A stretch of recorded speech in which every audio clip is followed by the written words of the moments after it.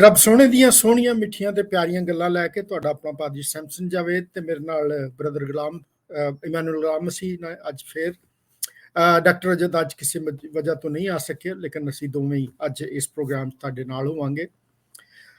ਤੁਸੀਂ ਜਾਣਦੇ ਹੋ ਕਿ ਅੱਜ ਕੱਲ ਖਾਸ ਤੌਰ ਤੇ ਇਹ ਜਿਹੜਾ ਹਫਤਾ ਹੈ ਉਹਨੂੰ ਹੋਲੀ ਵੀਕ ਜਾਂ ਪਾਕ ਹਫਤਾ ਕਿਹਾ ਜਾਂਦਾ ਔਰ ਇਹਦੇ 'ਚ ਅਸੀਂ ਖਾਸ ਤੌਰ ਤੇ ਗੁੱਡ ਫਰਾਈਡੇ ਯਾਨੀ ਮੁਬਾਰਕ ਜੁਮੇ ਨੂੰ ਅਸੀਂ ਇਬਾਦਤ ਕਰਨੇ ਆ ਔਰ ਉਹਦੇ ਬਾਅਦ ਫਿਰ ਈਸਟਰ ਦੀ ਇਬਾਦਤ ਜਿਹੜੀ ਹੈ ਉਹ ਸੰਡੇ ਨੂੰ ਕੀਤੀ ਜਾਂਦੀ ਹੈ। ਸੋ ਆਉਣ ਵਾਲਾ ਜਿਹੜਾ ਫਰਾਈਡੇ ਵੇ ਜਾਂ ਜੁਮਾ ਉਸ ਦਿਨ ਗੁੱਡ ਫਰਾਈਡੇ ਵੇ ਤੇ ਉਸ ਤੋਂ ਅਗਲਾ ਇਤਵਾਰ ਜਿਹੜਾ ਯਾਨੀ ਦੂਸਰੇ ਦਿਨ ਇਤਵਾਰ ਹੋਏਗਾ ਉਸ ਦਿਨ ਈਸਟਰ ਦੀ ਇਬਾਦਤ ਹੋਏਗੀ ਔਰ ਈਸਟਰ ਦਾ ਤਿਉਹਾਰ ਹੈ। ਉਮੀਦ ਹੈ ਕਿ ਸਾਡਾ ਪ੍ਰੋਗਰਾਮ ਤੁਹਾਨੂੰ ਪਸੰਦ ਆਉਂਦਾ ਔਰ ਅਗਰ ਤੁਹਾਡੀ ਕੋਈ ਰਾਏ ਹੋਏ, ਕੋਈ ਤੁਹਾਡੀ ਆਪਣੀ ਤੁਸੀਂ ਕੋਈ ਸਾਨੂੰ ਦੱਸਣਾ ਚਾਹੋ ਕਿ ਇਸ ਪ੍ਰੋਗਰਾਮ ਨੂੰ ਹੋਰ ਕਿਸ ਤਰ੍ਹਾਂ ਬਿਹਤਰ ਬਣਾਇਆ ਜਾ ਸਕਦਾ ਤੇ ਮਿਹਰਬਾਨੀ ਕਰਕੇ ਜ਼ਰੂਰ ਸਾਨੂੰ ਆਪਣੀ ਰਾਏ ਨਾਲ ਆਗਾਹ ਕਰੋ। ਬ੍ਰਦਰ ਮੈਨੂਅਲ, ਮੈਂ ਬਹੁਤ ਸ਼ੁਕਰਗੁਜ਼ਾਰ ਹਾਂ ਕਿ ਤੁਸੀਂ ਅੱਜ ਫਿਰ ਮੇਰੇ ਨਾਲ ਇਸ ਪ੍ਰੋਗਰਾਮ ਦੇ ਵਿੱਚ ਸ਼ਾਮਲ ਹੋ। ਤੁਹਾਡਾ ਬਹੁਤ ਸ਼ੁਕਰੀਆ। ਆਓ ਪਹਿਲੋਂ ਅਸੀਂ ਗੱਲ ਕਰੀਏ ਥੋੜੀ ਜਿਹੀ ਖਾਸ ਤੌਰ ਤੇ ਗੁੱਡ ਫਰਾਈਡੇ ਜਾਂ ਮੁਬਾਰਕ ਜੁਮਾ ਦੇ ਹਵਾਲੇ ਨਾਲ ਕਿ ਇਸ ਦਿਨ ਅਸੀਂ ਖਾਸ ਤੌਰ ਤੇ ਖੁਦਾਵੰਦ ਯਿਸੂ ਮਸੀਹ ਕਿਉਂਕਿ ਉਸ ਦਿਨ ਮਸਲੂਬ ਹੋਏ, ਉਹਨਾਂ ਨੂੰ ਸੂਲੀ ਤੇ ਚੜਾਇਆ ਗਿਆ ਤੇ ਉਹਨਾਂ ਨੇ 7 ਕਲਮੇ ਜਿਹੜੇ ਨੇ ਜਾਂ 7 ਉਹਨਾਂ ਨੇ ਗੱਲਾਂ ਜਿਹੜੀਆਂ ਨੇ ਉਹ ਸਲੀਬ ਦੇ ਉੱਤੇ ਕੀਤੀਆਂ ਤੇ ਅਸੀਂ ਪਹਿਲੇ ਹਾਫ 'ਚ ਬਰੀਫਲੀ ਅਸੀਂ ਉਹਦੇ ਤੇ ਗੱਲ ਕਰਾਂਗੇ ਔਰ ਮੈਂ ਬ੍ਰਦਰ ਜੀ ਨੂੰ ਕਹਾਂਗਾ ਕਿ ਪਹਿਲਾ ਕਲਮਾ ਜਾਂ ਪਹਿਲਾ ਜਿਹੜੇ ਸੇਂਗੇ ਖੁਦਾਵੰਦ ਯਿਸੂ ਮਸੀਹ ਦੀ ਸਲੀਬ ਦੇ ਉੱਤੇ ਉਹਦਾ ਹਵਾਲਾ ਪੜਨ ਲੂਕਾ 23 ਬਾਬ ਉਹਦੀ 34 ਆਇਤ ਜੀ। ਲੂਕਾ 23 ਬਾਬ ਉਹਦੀ 34 ਆਇਤ। ਤਾਂ ਯਿਸੂ ਨੇ ਆਖਿਆ, ਹੇ ਪਿਤਾ, ਉਹਨਾਂ ਨੂੰ ਮਾਫ ਕਰ ਕਿਉਂ ਜੋ ਉਹ ਨਹੀਂ ਜਾਣਦੇ ਪਈ ਕੀ ਕਰਦੇ ਹਨ। ਅਤੇ ਉਹਨਾਂ ਉਸ ਦੇ ਕੱਪੜੇ ਵੰਡ ਕੇ ਗੁਣੇ ਪਾਏ। ਜੀ ਹਾਂਜੀ, ਮੈਂ ਜਿਸ ਤਰ੍ਹਾਂ ਅੱਗੇ ਅਰਜ਼ ਕੀਤਾ ਕਿ ਖੁਦਾਵੰਦ ਯਿਸੂ ਮਸੀਹ ਜਿਹੜੇ ਨੇ ਉਹ ਸਲੀਬ ਤੇ ਨੇ ਔਰ ਅਸੀਂ ਵੇਖਦੇ ਹਾਂ ਕਿ ਇਸ ਕਲਮੇ ਦੇ ਵਿੱਚ ਉਹ ਮਾਫੀ ਦਾ ਕਿਹਨੂੰ ਕਹਿੰਦੇ ਨੇ ਇਜ਼ਹਾਰ ਕਰਦੇ ਨੇ ਉਹਨਾਂ ਲੋਕਾਂ ਲਈ ਜਿਹੜੇ ਉਹਨਾਂ ਨੂੰ ਸਲੀਬ ਤੇ ਚੜਾ ਰਹੇ ਨੇ। ਬ੍ਰਦਰ ਜੀ, ਕਿੰਨਾ ਮੁਸ਼ਕਲ ਹੈ ਕਿ ਇੱਕ ਬੰਦਾ ਜਿਹਨੂੰ ਸਲੀਬ ਤੇ ਦਿੱਤਾ ਜਾ ਰਿਹਾ ਜਾਂ ਉਹਨੂੰ ਮਾਰਨ ਦੀ ਕੋਸ਼ਿਸ਼ ਕੀਤੀ ਜਾ ਰਹੀ, ਕਿਉਂਕਿ ਮਰਨਾ ਤਾਂ ਉਹਨੇ ਹੈ ਬਾਅਦ ਦੇ ਵਿੱਚ, ਲੇਕਿਨ ਖੁਦਾਵੰਦ ਯਿਸੂ ਮਸੀਹ ਕਿਸ ਤਰ੍ਹਾਂ ਇਹ ਜਿਹੜੀ ਐਡੀ ਵੱਡੀ ਗੱਲ ਹੈ ਕਿ ਉਹਨਾਂ ਲੋਕਾਂ ਲਈ ਜਿਹੜੇ ਉਹਨੂੰ ਸਤਾਣ ਡਏ ਨੇ, ਉਹਨੂੰ ਤੰਗ ਕਰਨ ਡਏ ਨੇ, ਉਹਨਾਂ ਲਈ ਇਹ ਅਲਫਾਜ਼ ਜਿਹੜੇ ਨੇ ਕੱਢ ਦੇ ਕੇ ਐ ਬਾਪ ਇਹਨਾਂ ਨੂੰ ਮਾਫ ਕਰ, ਇਹ ਨਹੀਂ ਜਾਣਦੇ ਕਿ ਕੀ ਕਰਦੇ ਨੇ ਪਏ।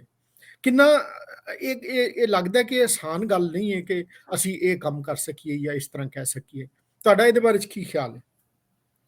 ਪਾਸਟਰ ਜੀ, ਤੁਸੀਂ ਬਿਲਕੁਲ ਸੱਚਾਈ ਦੇ ਨਾਲ ਇਹਦੇ ਬਾਰੇ ਇਹ ਗੱਲ ਕੀਤੀ ਹੈ ਕਿ ਇੱਕ ਇਨਸਾਨ ਜਿਹੜਾ ਬੜੇ ਦੁੱਖਾਂ ਦੇ ਵਿੱਚ ਹੈ, ਤਕਲੀਫ ਦੇ ਵਿੱਚ ਹੈ ਔਰ ਨਜਾਇਜ਼ ਹੀ ਉਹਨੂੰ ਸੂਲੀ ਦੇ ਉੱਤੇ ਚੜਾਇਆ ਹੈ, ਮਾਰਿਆ ਗਿਆ ਹੈ, ਉਹ ਪੀੜਾ ਦੇ ਵਿੱਚ ਹੈ, ਸਫਰਿੰਗ ਦੇ ਵਿੱਚ ਹੈ।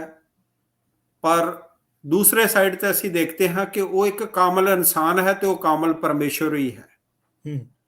ਔਰ ਉਹਨਾਂ ਨੇ ਆਪਣੀ ਦੁਨਿਆਵੀ ਇਸ ਜ਼ਿੰਦਗੀ ਦੇ ਵਿੱਚ ਜਿਹੜੀ ਉਹਨਾਂ ਨੇ ਇਸ ਧਰਤੀ ਦੇ ਉੱਤੇ ਗੁਜ਼ਾਰੀ, ਉਹਨਾਂ ਨੇ ਇਹ ਮਾਫੀ ਦਾ ਜਿਹੜਾ ਹੈ ਉਹ ਉਦੋਂ ਵੀ ਸੰਦੇਸ਼ ਦਿੱਤਾ ਜੀ। ਮੇਰਾ ਥੋੜਾ ਜਿਹਾ ਧਿਆਨ ਜਿਹੜਾ ਹੈ ਓਲਡ ਟੈਸਟਾਮੈਂਟ ਦੇ ਵਿੱਚ ਜਾਂਦਾ ਹੈ ਕਿ ਓਲਡ ਟੈਸਟਾਮੈਂਟ ਦੇ ਵਿੱਚ ਮੋਜ਼ਸ ਜਦੋਂ ਪਰਮੇਸ਼ਵਰ ਨੇ ਮਾਊਂਟ ਸਨਾਈ ਦੇ ਉੱਤੇ ਬੁਲਾਇਆ ਕਿ ਤੂੰ 2 ਤਖਤੀਆਂ ਲੈ ਕੇ ਆ, ਮੈਂ ਤੇਰੇ ਨਾਲ ਗੱਲ ਕਰਾਂਗਾ, ਮੈਂ ਤੈਨੂੰ ਵਚਨ ਦਾਂਗਾ, ਉਹ ਚਲ ਗਿਆ ਉੱਥੇ 40 ਦਿਨ 40 ਰਾਤ ਉਹਨੇ ਫਾਸਟਿੰਗ ਕੀਤੀ, ਉਹਨੂੰ ਉਹ ਵਚਨ ਮਿਲਿਆ।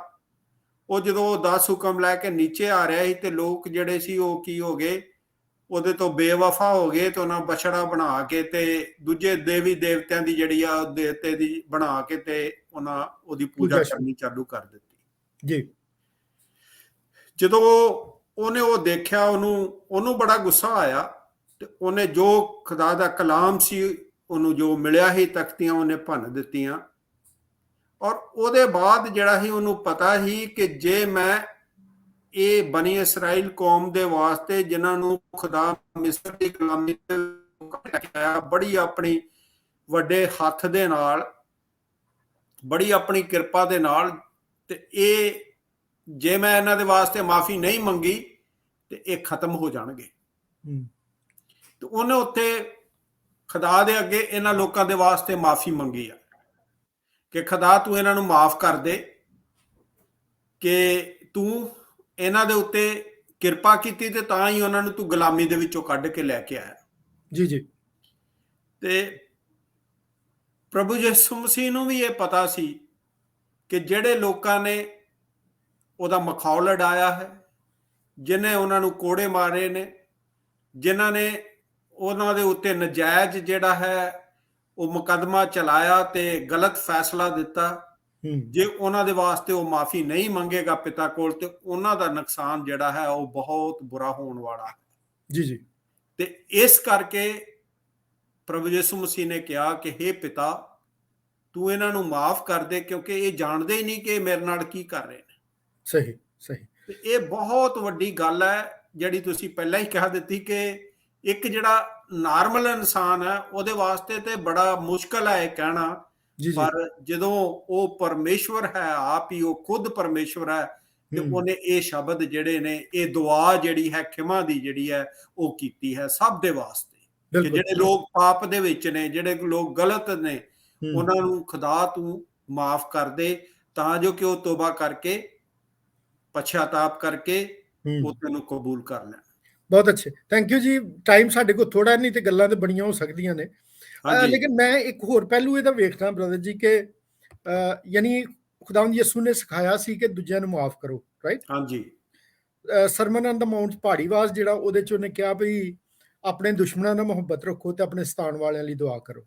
ਹਾਂਜੀ। ਤੇ ਉਹਨੇ ਸਿਰਫ ਹੁਕਮ ਨਹੀਂ ਦਿੱਤਾ ਬਲਕਿ ਪ੍ਰੈਕਟੀਕਲੀ ਉਹਨੇ ਕਰਾ ਕੇ ਕਰਕੇ ਵੀ ਵਿਖਾ ਦਿੱਤਾ। ਸੋ ਹਾਂਜੀ ਹਾਂਜੀ ਇਹ ਵੀ ਇੱਕ ਪਹਿਲੂ ਹੈ ਕਿ ਉਹ ਨਾ ਸਿਰਫ ਹੁਕਮ ਦਿੰਦਾ ਵੀ ਇਹ ਕਰੋ, ਬਲਕਿ ਸਾਡੇ ਤੇ ਅੱਜ ਲੋਕੀ ਬਹੁਤੇ ਹੁਕਮ ਹੀ ਕਰਦੇ ਨੇ ਕਿ ਇਹ ਕਰੋ ਤੇ ਇਹ ਕਰੋ, ਲੇਕਿਨ ਉਹਨੇ ਆਪੀ ਵੀ ਕਰਕੇ ਉਹ ਗੱਲ ਵਿਖਾ ਦਿੱਤੀ। ਸੋ ਇਹ ਬਹੁਤ ਵੱਡੀ ਗੱਲ ਹੈ। ਲਓ ਜੀ, ਹੁਣ ਦੂਸਰੇ ਕਲਮੇ ਵੱਲ ਚੱਲਦੇ ਹਾਂ। ਸੌਰੀ ਟਾਈਮ ਥੋੜਾ ਨਾਜ਼ਰੀਨ, ਲੇਕਿਨ ਅਸੀਂ ਕੋਸ਼ਿਸ਼ ਕਰਾਂਗੇ ਕਿ ਸਾਰੇ ਜਿਹੜੇ ਨੇ ਉਹਨਾਂ ਨੂੰ ਟੱਚ ਕੀਤਾ ਜਾਏ। ਲੂਕਾ 23 ਬਾਬ 43 ਆਇਤ ਪੜ੍ਹਨਾ। ਉਸਨੇ ਉਹਨੂੰ ਆਖਿਆ, ਮੈਂ ਤੈਨੂੰ ਸੱਚ ਆਖਦਾ ਹਾਂ ਭਈ ਅੱਜ ਤੂੰ ਮੇਰੇ ਸੰਗ ਸੁਰਗ ਵਿੱਚ ਹੋਵੇਂਗਾ। ਹਾਂਜੀ, ਸਾਡੀ ਪੰਜਾਬੀ ਦੀ ਬਾਈਬਲ 'ਚ ਫਿਰਦੌਸ ਲਿਖਿਆ, ਜਾਂ ਜਿਹਨੂੰ ਅਸੀਂ ਹੈਵਨ ਕਹਿੰਦੇ ਹਾਂ, ਜੰਨਤ ਕਹਿੰਦੇ ਹਾਂ। ਸੋ ਇਹਦਾ ਜਿਹੜੀ ਬੈਕਗਰਾਉਂਡ ਹੈ ਕਿ ਦੋ ਲੋਕੀ ਜਿਹੜੇ ਡਾਕੂ ਸਨ, ਉਹ ਇੱਕ ਖੁਦਾਵੰਦ ਯਿਸੂ ਦੇ ਸੱਜੇ ਪਾਸੇ ਤੇ ਇੱਕ ਖੱਬੇ ਪਾਸੇ, ਕਿਹਨੂੰ ਕਹਿੰਦੇ ਨੇ ਕਿ ਚੜਾਏ ਗਏ। ਜਿਹੜਾ ਖੱਬੇ ਪਾਸੇ ਵਾਲਾ ਸੀ ਉਹਨੇ ਆਖਿਆ ਵੀ ਤੂੰ ਅਗਰ ਖੁਦਾ ਦਾ ਬੇਟਾ ਹੈ ਤੇ ਆਪੇ ਵੀ ਥੱਲੇ ਉਤਰ ਤੇ ਸਾਨੂੰ ਵੀ ਲਾ ਦੇ। ਲੇਕਿਨ ਜਿਹੜਾ ਸੱਜੇ ਪਾਸੇ ਵਾਲਾ ਸੀ ਉਹਨੇ ਕਿਹਾ ਕਿ ਅਸੀਂ ਆਪਣੇ ਗੁਨਾਹਾਂ ਦੀ ਸਜ਼ਾ ਪਾਣਦੇ ਆ, ਲੇਕਿਨ ਇਹ ਜਿਹੜਾ ਸ਼ਖਸ ਸਾਡੇ ਨਾਲ ਹੈ ਇਹਨੇ ਕੋਈ ਗੁਨਾਹ ਨਹੀਂ ਕੀਤਾ। ਸੋ ਖੁਦਾਵੰਦ ਯਿਸੂ ਨੇ ਫਿਰ ਇਹ ਅਲਫਾਜ਼ ਜਿਹੜੇ ਨੇ ਇਸਤੇਮਾਲ ਕੀਤੇ। ਬ੍ਰਦਰ ਜੀ, ਬੜੇ ਦੋਵੇਂ ਮਿਲਦੇ ਜੁਲਦੇ ਕਲਮੇ ਨੇ ਕਿ ਪਹਿਲੇ 'ਚ ਉਹਨੇ ਮਾਫੀ ਦਿੱਤੀ ਹੈ ਤੇ ਦੂਸਰੇ 'ਚ ਉਹਨੂੰ ਆਪਣੇ ਨਾਲ ਹੀ ਲੈ ਕੇ ਕਹਿੰਦਾ ਕਿ ਮੈਂ ਤੇਰੇ ਨਾਲ ਅੱਜ ਹੀ ਫਰਦੌਸ 'ਚ ਹੋਵਾਂਗਾ। ਔਰ ਮੈਂ ਸਮਝਦਾ ਕਿ ਇਹ ਬੜੀ ਪ੍ਰੈਕਟੀਕਲ ਇੱਕ ਇਹ ਗੱਲ ਹੈ ਕਿ ਉਹਨੇ ਨਾ ਸਿਰਫ ਮਾਫ ਕੀਤਾ ਬਲਕਿ ਉਹਨੂੰ ਵਾਅਦਾ ਕੀਤਾ ਕਿ ਤੂੰ ਅੱਜ ਹੀ ਮੇਰੇ ਨਾਲ ਕੀ ਹੋਏਗਾ, ਫਰਦੌਸ 'ਚ ਹੋਏਗਾ। ਬ੍ਰਦਰ ਜੀ, ਤੁਸੀਂ ਕੀ ਸਮਝਦੇ ਹੋ ਇਹਦੇ ਬਾਰੇ 'ਚ ਕਿ ਖੁਦਾਵੰਦ ਯਿਸੂ ਨੇ ਕਿਸ ਤਰ੍ਹਾਂ ਇਹ ਸਲੀਪ ਤੇ ਹੁੰਦਿਆਂ ਇਹ ਕੰਮ ਜਿਹੜੇ ਨੇ ਉਹ ਨਾਲ ਨਾਲ ਕਰੀ ਜਾ ਰਿਹਾ? ਜ਼ਰਾ ਇਹਦੇ ਤੇ ਰੋਸ਼ਨੀ ਪਾਓਗੇ ਤੁਸੀਂ? ਜ਼ਰੂਰ ਪਾਸਟਰ ਜੀ। ਪਾਸਟਰ ਜੀ, ਜਦੋਂ ਤੁਸੀਂ ਪਹਿਲਾਂ ਹੀ ਉਹ ਗੱਲ ਕੀਤੀ ਪਹਾੜੀ ਆਵਾਜ਼ ਵਾਲੀ ਕਿ ਪ੍ਰਭੂ ਯਿਸੂ ਮਸੀਹ ਜੋ ਕਹਿੰਦੇ ਨੇ ਉਹਨੇ ਉਹ ਕਰਕੇ ਦਿਖਾਇਆ। ਜੀ ਜੀ। ਤੇ ਇਸ ਜਗ੍ਹਾ ਦੇ ਵਿੱਚ ਵੀ ਪਹਿਲੇ ਕਲਮੇ ਦੇ ਵਿੱਚ ਅਸੀਂ ਦੇਖਿਆ ਉਹ ਮਾਫੀਨਾਮਾ ਜੀ, ਇੱਕ ਦੁਆ ਹੈ ਮਾਫੀ ਦੇ ਵਾਸਤੇ, ਸਭ ਜਗਤ ਦੇ ਵਾਸਤੇ। ਤੇ ਜਿਸ ਤਰ੍ਹਾਂ ਤੁਸੀਂ ਬੈਕਗਰਾਉਂਡ ਦਿੱਤੀ ਕਿ ਦੋ ਡਾਕੂ ਸਨ, ਇੱਕ ਖੱਬੇ ਤੇ ਇੱਕ ਸੱਜੇ। ਜਿਹੜਾ ਖੱਬੇ ਬੰਨੇ ਵਾਲਾ ਹੈ ਉਹਦੀ ਜਿਹੜੀ ਸੋਚ ਜਿਹੜੀ ਹੈ ਉਹ ਫਰਕ ਹੈ। There is a two way of responding to their suffering। ਇਹ ਜਿਹੜਾ ਖੱਬੇ ਬੰਨੇ ਵਾਲਾ ਹੈਗਾ ਹੀ, ਇਹਦੀ ਸੋਚ ਇਹ ਹੈਗੀ ਹੀ ਕਿ ਇਹਨੇ ਬੜੇ ਬੜੇ ਵੱਡੇ ਕੰਮ ਕੀਤੇ ਨੇ। ਇਹਨੇ ਤੇ ਲਾਜ਼ਰ ਨੂੰ ਵੀ ਜਿੰਦਾ ਕੀਤਾ ਜਿਹੜਾ 4 ਦਿਨਾਂ ਦਾ ਮੁਰਦਾ ਹੈਗਾ ਸੀ। ਬਿਲਕੁਲ। ਇਹਨੇ ਜੈਰਸ ਦੀ ਬੇਟੀ ਨੂੰ ਵੀ ਜਿੰਦਾ ਕੀਤਾ, ਇਹਨੇ ਉਹ ਵਿਧਵਾ ਦੇ ਬੇਟੇ ਨੂੰ ਵੀ ਜਿੰਦਾ ਕੀਤਾ। ਇਹਦੇ 'ਚ ਪਾਵਰ ਹੈ। ਕਹਿੰਦਾ ਜੇ ਤੇਰੇ 'ਚ ਪਾਵਰ ਹੈਗੀ ਆ ਤੇ ਤੂੰ ਸਾਨੂੰ ਵੀ ਬਚਾ ਤੇ ਆਪ ਵੀ ਬਚ ਜਾ। ਸਹੀ। ਉਹਦਾ ਸੋਚਣ ਦਾ ਤਰੀਕਾ ਜਿਹੜਾ ਇਸ ਸਫਰਿੰਗ ਦੇ ਵਿੱਚ ਹੀ ਉਹ ਫਰਕ ਹੀ। ਪਰ ਜਿਹੜਾ ਸੱਜੇ ਬੰਨੇ ਵਾਲਾ ਹੈਗਾ ਹੀ, ਇਹਦੀ ਸੋਚ ਜਿਹੜੀ ਸੀ ਉਹ ਫਰਕ ਹੈਗੀ। ਇਹਨੇ ਬੜਾ ਹੰਬਲ ਹੋ ਕੇ ਕਿਹਾ ਕਿ ਪਰਮੇਸ਼ਵਰ ਜਦੋਂ ਤੇਰਾ ਰਾਜ ਆਏ, when your kingdom will come remember me, ਉਹਨੂੰ ਇਹਨੇ ਐਜ਼ ਏ ਰਾਜਾ ਕਰਕੇ ਜਿਹੜਾ ਹੈ ਕਬੂਲ ਕੀਤਾ। ਬਿਲਕੁਲ, ਮੈਨੂੰ ਬੜਾ ਅੱਛਾ ਲੱਗਾ। ਇਹ ਪਿਛਲੇ ਸੰਡੇ ਆਪਾਂ ਸਰਵਿਸ ਦੇ ਵਿੱਚ ਸੀ ਤੇ ਪਾਮ ਸੰਡੇ ਦੇ ਵਿੱਚ ਜਿਹੜਾ ਲਾਸਟ ਜਿਹੜਾ ਕਿੰਗ ਦੇ ਬਾਰੇ ਦੱਸਿਆ ਸੀ, ਉਹ ਦੱਸਿਆ ਸੀ ਸੇਵੀਅਰ ਕਿੰਗ, ਬਚਾਉਣ ਵਾਲਾ ਰਾਜਾ। ਪ੍ਰਭੂ ਯਿਸੂਆ ਜਿਹੜਾ ਨਾਮ ਹੈ ਉਹ ਹੈ ਸੇਵੀਅਰ, ਬਚਾਉਣ ਵਾਲਾ ਜੀ। ਜਦੋਂ ਉਹਨੇ ਹੰਬਲ ਹੋ ਕੇ ਪ੍ਰਾਰਥਨਾ ਕੀਤੀ ਹੈ ਉੱਥੇ ਕਿ ਤੇਰਾ ਜਦੋਂ ਰਾਜ ਆਏ ਸਾਨੂੰ ਵੀ ਯਾਦ ਕਰੀ, ਔਰ ਨਾਲ ਉਹਨੇ ਐਕਸੈਪਟ ਕੀਤਾ ਕਿ ਅਸੀਂ ਤੇ ਆਪਣੇ ਗੁਨਾਹਾਂ ਕਰਕੇ ਇੱਥੇ ਹੈਗੇ ਆ, ਸਾਨੂੰ ਜਿਹੜੀ ਸਜ਼ਾ ਮਿਲੀ ਆ ਉਹ ਸਹੀ ਮਿਲੀ ਹੈ। ਪਰ ਪ੍ਰਭੂ ਯਿਸੂ ਮਸੀਹ ਜਿਹੜਾ ਹੈ ਇਹ ਬੇਦੋਸ਼ਾ ਹੈ, ਇਹਦੇ ਉੱਤੇ ਕੋਈ ਦੋਸ਼ ਨਹੀਂ ਹੈ। I'm sorry for my sin what I committed, ਉਹਨੇ ਕਿਹਾ ਹੈ ਨਾ। ਤੇ ਪ੍ਰਭੂ ਯਿਸੂ ਮਸੀਹ ਨੇ ਉਹਦੇ ਹਿਰਦੇ ਨੂੰ ਦੇਖਿਆ, ਜਿਹੜਾ ਹਿਰਦੇ ਨਾਲ ਪਛਤਾਪ ਕਰਦਾ ਤੇ ਮੂੰਹ ਦੇ ਨਾਲ ਇਹ ਕਨਫੈਸ ਕਰ ਲੈਂਦਾ ਹੈ ਕਿ ਪ੍ਰਭੂ ਹੀ ਪਰਮੇਸ਼ਵਰ ਹੈ, ਉਹ ਹੀ ਲਾਰਡ ਹੈ। ਤੇ ਉਹ ਚੀਜ਼ ਉਹਨੇ ਕੀਤੀ ਤੇ ਪ੍ਰਭੂ ਯਿਸੂ ਮਸੀਹ ਨੇ ਕਿਹਾ ਕਿ ਤੂੰ ਅੱਜ ਹੀ ਮੇਰੇ ਨਾਲ ਕਿੱਥੇ ਹੋਏਗਾ? ਫਰਦੋਸ ਦੇ ਵਿੱਚ ਹੋਏਗਾ। ਅੱਜ ਦਾ ਦਿਨ ਮੁਕਤੀ ਦਾ ਦਿਨ ਹੈ। ਬਿਲਕੁਲ ਬਿਲਕੁਲ, ਬਹੁਤ ਸ਼ੁਕਰੀਆ ਜੀ। ਮੈਂ ਫਿਰ ਮਾਜ਼ਰਤ ਚਾਹਾਂਗਾ, ਅਸੀਂ ਜਲਦੀ ਇਹਨੂੰ ਕਰਨ ਦੀ ਕੋਸ਼ਿਸ਼ ਕਰ ਰਹੇ ਹਾਂ। ਸੋ ਤੀਸਰਾ ਕਲਮਾ ਜਿਹੜਾ ਉਹਨੂੰ ਅਸੀਂ ਮੁਹੱਬਤ ਦਾ ਕਲਮਾ ਕਹਿੰਦੇ ਹਾਂ। ਤੇ ਯੋਹਨਾ ਦੀ ਇੰਜੀਲ 19 ਬਾਬ 26 ਤੇ 27 ਆਇਤ ਬ੍ਰਦਰ ਜੀ ਜ਼ਰਾ ਪੜ੍ਹਨਾ। ਯੋਹਨਾ ਦੀ ਇੰਜੀਲ ਉਹਦਾ 19 ਬਾਬ ਉਹਦੀ 26 ਤੇ 27 ਆਇਤ ਲਿਖਿਆ, ਅਦ ਯਿਸੂ ਨੇ ਆਪਣੀ ਤੇ ਚੇਲੇ ਨੂੰ ਇਨਕਾਰ ਕਰਦਾ ਸੀ, ਵੇਖ ਕੇ ਆਪਣੀ ਮਾਂ ਨੂੰ ਆਖੇ ਤੇਰਾ ਪੁੱਤਰ। ਫਿਰ ਉਹ ਚੇਲੇ ਨੂੰ ਕਿਹਾ ਵੇਖ ਮਾਤਾ, ਅਤੇ ਉਸ ਵੇਲੇ ਆਪਣੇ ਘਰ ਲੈ ਗਿਆ। ਸਹੀ ਬ੍ਰਦਰ, ਤੁਹਾਡੀ ਆਵਾਜ਼ ਥੋੜੀ ਕੱਟ ਰਹੀ ਹੈ ਤੇ ਮੈਂ ਗੁਜ਼ਾਰਿਸ਼ ਕਰਾਂਗਾ ਕਿ ਇਹਨੂੰ ਫਿਰ ਇੱਕ ਵਾਰੀ ਪੜੋ ਜ਼ਰਾ, ਤੇ ਤਾਂ ਕਿ ਸਾਰਿਆਂ ਨੂੰ ਸਮਝ ਆ ਸਕੇ। ਇਹ ਦੁਬਾਰਾ ਪੜਿਓ ਇਹਨੂੰ। ਯਿਸੂ ਨੇ ਆਪਣੀ ਮਾਤਾ ਨੂੰ ਅਤੇ ਉਸ ਚੇਲੇ ਜਿਸ ਦੇ ਨਾਲ ਉਹ ਪਿਆਰ ਕਰਦਾ ਸੀ ਕੋਲ ਖਲੋਤੇ ਵੇਖ ਕੇ ਆਪਣੀ ਮਾਤਾ ਨੂੰ ਆਖਿਆ, ਹੇ ਬੀਬੀ ਜੀ, ਆਓ ਵੇਖ ਤੇਰਾ ਪੁੱਤਰ। ਫਿਰ ਉਸ ਚੇਲੇ ਨੂੰ ਕਿਹਾ, ਆਓ ਵੇਖ ਤੇਰੀ ਮਾਤਾ, ਅਤੇ ਉਸੇ ਵੇਲੇ ਉਹ ਚੇਲਾ ਉਸ ਨੂੰ ਆਪਣੇ ਘਰ ਲੈ ਗਿਆ। ਸ਼ੁਕਰੀਆ, ਬਹੁਤ ਸ਼ੁਕਰੀਆ। ਹੁਣ ਠੀਕ ਸਮਝ ਆਈ ਹੈ। ਹਾਂਜੀ, ਗੱਲ ਹੋ ਰਹੀ ਹੈ ਇਹ ਉਸ ਚੇਲੇ ਦੀ, ਯਾਨੀ ਯੋਹਨਾ ਹੀ ਹੈ ਜਿਹੜਾ ਉੱਥੇ ਖਲੋਤਾ ਸੀ, ਤੇ ਉਹਦੀ ਮਾਂ ਵੀ ਯਾਨੀ ਖੁਦਾਵੰਦ ਯਿਸੂ ਦੀ ਮਾਂ ਮਰੀਅਮ ਵੀ ਉੱਥੇ ਖਲੋਤੀ ਸੀ।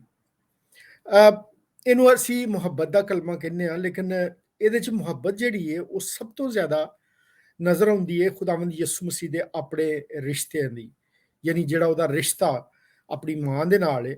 ਉਹਦੇ ਬਾਰੇ 'ਚ ਅਸੀਂ ਵੇਖਦੇ ਹਾਂ ਕਿ ਉਹਨੇ ਆਪਣੇ ਜਾਣ ਲੱਗਿਆਂ ਜਾਂ ਆਪਣੀ ਇਸ ਮਿਨਿਸਟਰੀ ਨੂੰ ਖਤਮ ਕਰਦਿਆਂ ਉਹਨੇ ਕਿਹਨੂੰ ਕਹਿੰਦੇ ਨੇ ਕਿ ਆਪਣੀ ਮਾਂ ਨੂੰ ਨਹੀਂ ਭੁੱਲਿਆ, ਬਲਕਿ ਉਹਨੂੰ ਵੀ ਉਹਨੇ ਯਾਦ ਰੱਖਿਆ। ਮੈਂ ਜਿਹੜੀ ਗੱਲ ਸਮਝਦਾ ਬ੍ਰਦਰ ਜੀ ਕਿ ਅਸੀਂ ਅਕਸਰ ਜਿਹੜੇ ਆਪਣੇ ਸਾਡੇ ਇਨਸਾਨੀ ਰਿਸ਼ਤੇ ਨੇ ਉਹਨਾਂ ਨੂੰ ਭੁੱਲ ਜਾਂਦੇ ਹਾਂ, ਔਰ ਉਹਦੇ 'ਚ ਬੜੀਆਂ ਗੱਲਾਂ ਨੇ। ਹਸਦ ਹੁੰਦਾ ਹੈ, ਉਹਦੇ 'ਚ ਇੱਕ ਦੂਜੇ ਤੋਂ ਅਸੀਂ ਜੈਲਸੀ ਫੀਲ ਕਰਨੇ ਆ, ਉਹਦੇ 'ਚ ਇੱਕ ਦੂਸਰੇ ਨਾਲ ਸਾਡੇ ਤਲਕ ਨਹੀਂ ਠੀਕ ਹੁੰਦੇ, ਇੱਕ ਦੂਸਰੇ ਨੂੰ ਆਪਣੇ ਤੋਂ ਕਮਤਰ ਸਮਝਦੇ ਆ, ਔਰ ਉਹ ਵਜ੍ਹਾ ਹੁੰਦੀ ਹੈ ਕਿ ਅਸੀਂ ਆਪਣੇ ਜਿਹੜੇ ਇਨਸਾਨੀ ਰਿਸ਼ਤੇ ਨੇ ਉਹ ਭੁੱਲ ਜਾਂਦੇ ਆ। ਲੇਕਿਨ ਖੁਦਾਵੰਦ ਯਿਸੂ ਮਸੀਹ ਦੀ ਇਹ ਗੱਲ ਮੈਂ ਬੜੀ ਖੂਬਸੂਰਤ ਮੈਨੂੰ ਲੱਗੀ ਕਿ ਉਹਨੇ ਕਿਹਾ ਕਿ ਤੂੰ ਇਹ ਜਿਹੜਾ ਮੇਰਾ ਚੇਲਾ ਹੈ ਜਾਂ ਮੇਰਾ ਸ਼ਾਗਿਰਦ ਹੈ, ਇਹ ਤੇਰਾ ਬੇਟਾ ਹੈ, ਤੇ ਉਹਨੂੰ ਚੇਲੇ ਨੂੰ ਕਿਹਾ ਕਿ ਇਹ ਤੇਰੀ ਮਾਂ ਹੈ। ਹਾਂਜੀ ਬ੍ਰਦਰ ਜੀ, ਥੋੜੀ ਜੀ ਕੋਈ ਇਹਦੇ 'ਚ ਤੁਸੀਂ ਗੱਲ ਐਡ ਕਰਨਾ ਚਾਹੋ ਤੇ। ਪਾਸਟਰ ਜੀ, ਤੁਸੀਂ ਬੜਾ ਬਰੀਫਲੀ ਜਿਹੜਾ ਹੈ ਸਭ ਕੁਝ ਦੱਸ ਦਿੱਤਾ ਕਿ ਜਦੋਂ ਕਿਸੇ ਦਾ ਆਖਰੀ ਸਮਾਂ ਹੁੰਦਾ ਹੈ ਤੇ ਉਹ ਆਪਣੀਆਂ ਜ਼ਿੰਮੇਵਾਰੀਆਂ, ਜੋ ਉਹਦੀਆਂ ਜ਼ਿੰਮੇਵਾਰੀਆਂ ਹੁੰਦੀਆਂ ਨੇ, ਉਹ ਦੂਜਿਆਂ ਨੂੰ ਦਿੰਦਾ ਹੈ। ਤੇ ਇੱਥੇ ਬੜੀ ਬੇਖੂਬੀ ਪ੍ਰਭੂ ਯਿਸੂ ਮਸੀਹ ਨੇ ਜੋ ਉਹਨਾਂ ਦੀ ਐਜ਼ ਏ ਬੇਟਾ ਕਰਕੇ ਉਹਨਾਂ ਦੀ ਜ਼ਿੰਮੇਵਾਰੀ ਸੀ, ਉਸ ਨੂੰ ਉਹਨਾਂ ਨੇ यूहन्ना ਨੂੰ ਸੌਂਪਿਆ ਕਿ यूहन्ना ਇਹ ਤੇਰੀ ਮਾਂ ਹੈ, ਤੇ ਆਪਣੀ ਮਾਂ ਨੂੰ ਕਿਹਾ ਕਿ ਇਹ ਤੇਰਾ ਬੇਟਾ ਬੇਟਾ ਹੈ। ਜੀ ਇਹ ਗੱਲ ਹੈ ਮੁਹੱਬਤ ਦੀ, ਇਹ ਗੱਲ ਹੈ ਪਿਆਰ ਦੀ। ਇਸੇ ਕਰਕੇ ਹੀ ਇਹਨੂੰ ਤੁਸੀਂ ਪਹਿਲਾਂ ਦੱਸਿਆ ਹੈ ਕਿ ਇਹ ਜਿਹੜਾ ਕਲਮਾ ਹੈ ਇਹ ਹੈ ਮੁਹੱਬਤ ਦਾ ਕਲਮਾ, ਪਿਆਰ ਦਾ ਕਲਮਾ। ਜੀ ਜਦੋਂ ਪਿਆਰ ਹੁੰਦਾ ਹੈ, ਸਾਡਾ ਲਗਾਅ ਹੁੰਦਾ ਹੈ ਕਿਸੇ ਦੇ ਨਾਲ, ਤੇ ਤਾਂ ਹੀ ਅਸੀਂ ਜਿਹੜੀ ਜ਼ਿੰਮੇਵਾਰੀ ਹੈਗੀ ਆ ਉਸ ਬੰਦੇ ਨੂੰ ਦਿੰਦੇ ਆ ਜਿਹੜਾ ਉਸ ਜ਼ਿੰਮੇਵਾਰੀ ਨੂੰ ਨਿਭਾ ਸਕਦਾ ਹੈਗਾ। ਜ਼ਿੰਮੇਵਾਰੀਆਂ ਏਦਾਂ ਨਹੀਂ ਦਿੱਤੀਆਂ ਜਾਂਦੀਆਂ। ਜੀ ਤੇ ਜੀ ਪ੍ਰਭੂ ਯਿਸੂ ਮਸੀਹ ਉਹਨਾਂ ਨੂੰ ਬਹੁਤ ਪਿਆਰ ਕਰਦਾ ਹੈ, ਤੇ ਉਹ ਇਹ ਗੱਲ ਨੂੰ ਸਮਝ ਗਿਆ ਸੀ ਕਿ ਮੇਰੇ ਜਾਣ ਦੇ ਬਾਅਦ ਇਹ ਜਿਹੜਾ ਹੈ ਮੇਰੀ ਮਾਂ ਦੀ ਜਿਹੜੀ ਹੈ ਇਹ ਹਿਫਾਜ਼ਤ ਜਿਹੜੀ ਹੈ ਅੱਛੀ ਤਰ੍ਹਾਂ ਨਾਲ ਕਰ ਸਕਦਾ ਹੈ। ਇਸੇ ਕਰਕੇ ਉਸਨੇ ਉਹ ਜ਼ਿੰਮੇਵਾਰੀ यूहन्ना ਨੂੰ ਦਿੱਤੀ। ਸਹੀ ਸਹੀ, ਬਹੁਤ ਸ਼ੁਕਰੀਆ ਜੀ। ਇਹਦੇ ਚ ਮੈਂ ਅੱਗੇ ਦੱਸਿਆ ਕਿ ਇਨਸਾਨੀ ਰਿਸ਼ਤੇ ਜਿਹੜੇ ਨੇ ਉਹਨਾਂ ਦੀ ਅਸੀਂ ਵੇਖਦੇ ਹਾਂ ਕਿ ਖੁਦਾਵੰਦ ਯਿਸੂ ਨੇ ਕਿਸ ਤਰ੍ਹਾਂ ਪਾਲਣਾ ਕੀਤੀ, ਔਰ ਉਹਨੇ ਇਹਨੂੰ ਆਪਣੇ ਸ਼ਾਗਿਰਦ ਨੂੰ, ਯਾਨੀ ਆਪਣੇ ਇਸ ਸ਼ਾਗਿਰਦ ਨੂੰ ਔਰ ਆਪਣੀ ਮਾਂ ਨੂੰ ਇੱਕ ਨਵੇਂ ਰਿਸ਼ਤੇ ਚ ਬੰਨ ਦਿੱਤਾ ਕਿ ਉਹ ਉਹਦਾ ਬੇਟਾ ਹੈ ਔਰ ਉਹ ਉਹਦੀ ਮਾਂ ਹੈ।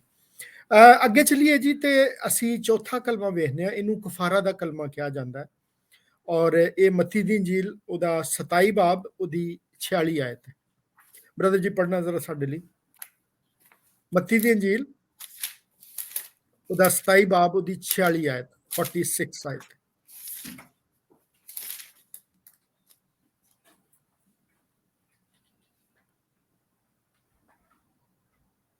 और 30 को पैर यीशु ने ਉੱਚੀ ਆਵਾਜ਼ ਨਾਲ ਪੁਕਾਰ ਕੇ ਏਲੀ ਏਲੀ ਲਮਾ ਸ਼ਬਕਤਾਨੀ, ਜਿਸ ਦਾ ਅਰਥ ਇਹ ਹੈ हे ਮੇਰੇ ਪਰਮੇਸ਼ਵਰ ਤੂੰ ਮੈਨੂੰ ਕਿਉਂ ਛੱਡ ਦਿੱਤਾ। ਸ਼ੁਕਰੀਆ ਜੀ।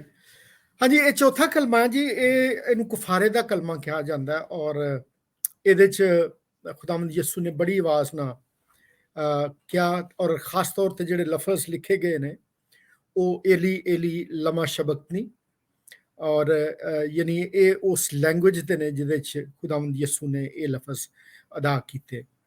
ਸੋ ਅਸੀਂ ਵੇਖਦੇ ਹਾਂ ਕਿ ਇਹਦੇ ਵਿੱਚ ਖੁਦਾਵੰਦ ਯਿਸੂ ਮਸੀਹ ਲੱਗਦਾ ਹੈ ਜਿਸ ਤਰ੍ਹਾਂ ਬਹੁਤ ਜ਼ਿਆਦਾ ਦੁੱਖ ਤੇ ਕਰਬ ਚ ਨੇ, ਔਰ ਉਹ ਇਹ ਇਜ਼ਹਾਰ ਕਰ ਰਹੇ ਨੇ ਕਿ ਮੇਰੇ ਖੁਦਾ ਨੇ ਮੈਨੂੰ ਛੱਡ ਦਿੱਤਾ। ਮੈਂ ਬ੍ਰਦਰ ਜੀ ਇਹਦੇ ਬਾਰੇ ਪੜ੍ਹ ਰਿਹਾ ਸਾਂ ਕਿ ਖੁਦਾਵੰਦ ਯਿਸੂ ਮਸੀਹ ਸਾਡੇ ਗੁਨਾਹਾਂ ਵਾਸਤੇ ਸਲੀਬ ਤੇ ਚੜਿਆ, ਠੀਕ ਹੈ, ਔਰ ਇਸ ਲਮਹੇ ਉਹ ਸਾਰੇ ਗੁਨਾਹ ਜਿਹੜੇ ਤੁਸਾਂ ਔਰ ਮੈਂ ਔਰ ਜਿਹੜੀ ਪੂਰੀ ਮੁਮਲਕਤ ਨੇ ਜਾਂ ਖਲਕਤ ਨੇ ਕੀਤੇ ਨੇ ਉਹ ਉਹਦੇ ਉੱਤੇ ਸਨ। ਔਰ ਅਸੀਂ ਜਾਣਦੇ ਹਾਂ ਕਿ ਖੁਦਾ ਗੁਨਾਹ ਨੂੰ ਵੇਖ ਨਹੀਂ ਸਕਦਾ, ਔਰ ਜਦੋਂ ਉਹਨੇ ਵੇਖਿਆ ਕਿ ਇਹ ਗੁਨਾਹ ਜਿਹੜੇ ਨੇ ਉਹਦੇ ਬੇਟੇ ਤੇ ਨੇ, ਤੇ ਉਹਨੇ ਕਿਹਨੂੰ ਕਹਿੰਦੇ ਨੇ ਉਹਦੇ ਵੱਲ ਵੇਖਣਾ ਜਾਂ ਉਹਦੇ ਤੋਂ ਥੋੜੀ ਜਿਹੀ ਜੁਦਾਈ ਜਿਹੜੀ ਹੈ ਉਹਦੀ ਹੋ ਗਈ, ਕਿਉਂਕਿ ਉਸ ਵੇਲੇ ਉਹਦੇ ਤੇ ਗੁਨਾਹ ਲੱਦੇ ਸਨ। ਸੋ ਇਸ ਲਈ ਖੁਦਾਵੰਦ ਯਿਸੂ ਮਸੀਹ ਨੇ ਕਿਹਾ ਕਿ ਉਹਨੂੰ ਵੀ ਮਹਿਸੂਸ ਕਰ ਲਿਆ ਕਿ ਇਸ ਟਾਈਮ ਮੇਰੇ ਖੁਦਾ ਨੇ ਮੈਨੂੰ ਜਿਸ ਤਰ੍ਹਾਂ ਛੱਡ ਦਿੱਤਾ ਹੈ ਜਾਂ ਮੇਰੇ ਤੋਂ ਨਜ਼ਰ ਪਰਾਂ ਕਰ ਲਈ ਹੈ। ਸੋ ਉਹਨੇ ਇਹ ਅਲਫਾਜ਼ ਅਦਾ ਕੀਤੇ ਕਿ ਐ ਮੇਰੇ ਖੁਦਾ ਤੂੰ ਮੈਨੂੰ ਕਿਉਂ ਛੱਡ ਦਿੱਤਾ। ਸੋ ਮੇਰੇ ਅਜ਼ੀਜ਼ੋ, ਇੱਕ ਜਿਹੜੀ ਮੈਂ ਗੱਲ ਇਹਦੇ 'ਚ ਸਿੱਖਣਾ, ਮੈਂ ਬ੍ਰਦਰ ਜੀ ਵੱਲ ਜਾਵਾਂਗਾ ਹੁਣ ਇਹਦੇ ਬਾਅਦ, ਕਿ ਅਸੀਂ ਵੇਖਦੇ ਹਾਂ ਕਿ ਖੁਦਾਵੰਦ ਯਿਸੂ ਮਸੀਹ ਨੇ ਸਾਡੀ ਖਾਤਰ ਸਾਡੇ ਗੁਨਾਹ ਆਪਣੇ ਉੱਤੇ ਲੈ ਕੇ ਈਵਨ ਆਪਣੇ ਬਾਪ ਦੇ ਨਾਲ ਜਿਹੜੀ ਜੁਦਾਈ ਹੈ ਉਹ ਬਰਦਾਸ਼ਤ ਕੀਤੀ, ਔਰ ਇਹ ਉਹਨੇ ਸਿਰਫ ਔਰ ਸਿਰਫ ਮੇਰੇ ਤੇ ਤੁਹਾਡੇ ਲਈ ਕੀਤਾ ਕਿ ਸਾਡੇ ਗੁਨਾਹਾਂ ਨੂੰ ਤੋਂ ਸਾਨੂੰ ਮਾਫੀ ਮਿਲ ਜਾਏ। ਹਾਂਜੀ ਬ੍ਰਦਰ ਜੀ, ਤੁਸੀਂ ਇਹਦੇ 'ਚ ਕੋਈ ਗੱਲ ਸ਼ਾਮਲ ਕਰਨਾ ਚਾਹੋਗੇ? ਪਾਸਟਰ ਜੀ, ਤੁਸੀਂ ਤੇ ਬਹੁਤ ਹੀ ਸਫਾਈ ਦੇ ਨਾਲ ਜਿਹੜਾ ਹੈ ਇਸ ਕਲਮੇ ਦੇ ਬਾਰੇ, ਇਹ ਸ਼ਬਦ ਦੇ ਬਾਰੇ ਜਿਹੜਾ ਹੈ ਉਹ ਵਰਣਨ ਕੀਤਾ ਹੈ ਕਿ ਖੁਦਾ ਜਿਹੜਾ ਹੈ ਉਹ ਪਾਕ ਹੈ ਜੀ, ਤੇ ਪਾਕ ਖੁਦਾ ਜਿਹੜਾ ਹੈ ਉਹ ਗੁਨਾਹ ਨੂੰ ਨਹੀਂ ਦੇ ਸਕਦਾ। ਤੇ ਜਿਸ ਤਰ੍ਹਾਂ ਤੁਸੀਂ ਦੱਸਿਆ ਹੈ ਕਿ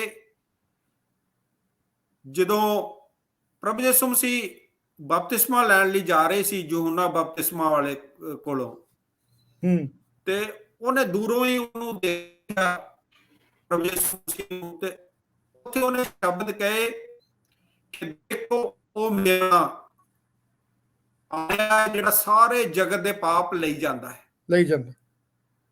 ਤੇ ਫਿਰ ਗੱਲ ਓਲਡ ਟੈਸਟਾਮੈਂਟ ਦੇ ਵਿੱਚ ਆਉਂਦੀ ਹੈ ਕਿ ਹਰ ਪਾਪ ਦੇ ਵਾਸਤੇ ਜਿਹੜੀ ਸੀ ਉਹ ਬਲੀ ਦਿੱਤੀ ਜਾਂਦੀ ਜੀ। ਤੇ ਉਹ ਬਲੀ ਜਿਹੜੀ ਸੀ ਸਰਦਾਰ ਕਾਇਨ ਜਿਹੜੇ ਸੀ ਉਹ ਦਿੰਦੇ ਸੀ, ਮਹਾਜਾਜਕ ਜਿਹੜਾ ਸੀ ਉਹ ਦਿੰਦਾ ਸੀ। ਹਰ ਵਰੇ ਦੇ ਵਰੇ ਲਹੂ ਜਿਹੜਾ ਸੀ ਉਹ ਬਹਾਇਆ ਜਾਂਦਾ ਸੀ, ਬੈਲਾਂ ਦਾ, ਬਛੜਿਆਂ ਦਾ, ਜੀ, ਬੱਕਰਿਆਂ ਦਾ। ਪਰ ਉਹ ਸੀ ਉਹ ਥੋੜੀ ਦੇਰ ਵਾਸਤੇ ਹੈਗਾ ਸੀ। ਇਹ ਪਵਿੱਤਰ ਖੂਨ ਪ੍ਰਭੂ ਯਿਸੂ ਦਾ ਜਿਹੜਾ ਕਲਵਰੀ ਕਰੂਸ ਤੇ ਤੋਂ ਜਦੋਂ ਪਾਇਆ ਗਿਆ ਸਾਡੇ ਗੁਨਾਹਾਂ ਦੇ ਵਾਸਤੇ, ਤੇ ਉਹ ਜਿਹੜੇ ਪਾਪ ਜਦੋਂ ਲੱਦੇ ਸਨ ਉਹਦੇ ਉੱਤੇ, ਤੇ ਖੁਦਾ ਉਹਨੂੰ ਦੇਖ ਨਹੀਂ ਸਕਦਾ ਆਪਣੇ ਬੇਟੇ ਨੂੰ।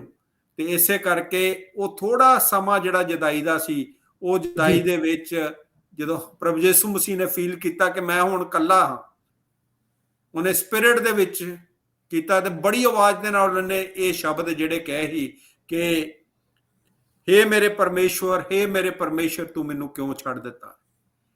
ਉਹਨੇ ਸਾਡੇ ਵਾਸਤੇ ਜਿਹੜਾ ਹੈ ਉਹ ਜਤਾਈ ਨੂੰ ਜਿਹੜਾ ਹੈ ਉਹ ਸਹਾਰਿਆ। ਸ਼ੁਕਰੀਆ ਜੀ। ਮੈਂ ਦੱਸਦਾ ਚੱਲਾਂ ਕਿ ਜਿਹੜੇ ਇਹ ਲਫ਼ਜ਼ ਨੇ ਏਲੀ ਏਲੀ ਲਮਾ ਸ਼ਬਕਤ ਨਹੀਂ, ਇਹ ਇਰਾਮੀ ਦੇ ਲਫ਼ਜ਼ ਨੇ। ਤੁਹਾਨੂੰ ਯਾਦ ਹੈ ਕਿ ਜਿਹੜੀ ਨਵਾਂ ਐਧਨਾਮਾ ਹੈ ਉਹ ਜਾਂ ਅੰਜੀਲ ਜਿਹੜੀ ਹੈ ਉਹ ਲਿਖੀ ਗਈ ਤੇ ਯੂਨਾਨੀ 'ਚ ਸੀ, ਲੇਕਿਨ ਇਹ ਜਿਹੜੇ ਲਫ਼ਜ਼ ਨੇ ਇਹ ਇਰਾਮੀ ਦੇ ਲਫ਼ਜ਼ ਨੇ। ਸੋ ਅੱਗੇ ਚਲੀਏ ਬ੍ਰਦਰ ਜੀ, ਤੇ ਅਸੀਂ ਪੜ੍ਹਾਂਗੇ ਆਪਣਾ 5ਵਾਂ ਕਲਮਾ, ਜਿਹਦੇ 'ਚ ਖੁਦਾਵੰਦ ਯਿਸੂ ਨੇ ਆਪਣੀ ਇੱਕ ਹੋਰ ਜਿਸਮਾਨੀ ਖਾਹਿਸ਼ ਦਾ ਇਜ਼ਹਾਰ ਕੀਤਾ ਤੇ ਉਹਨੇ ਕਿਹਾ ਕਿ ਮੈਂ ਪਿਆਸਾ ਹਾਂ। ਯੋਹੰਨਾ 19 ਬਾਬ 28 ਆਇਤ। ਜੀ ਬ੍ਰਦਰ, ਯੋਹੰਨਾ ਦੀ ਇੰਜੀਲ 19 ਬਾਬ 28 ਆਇਤ।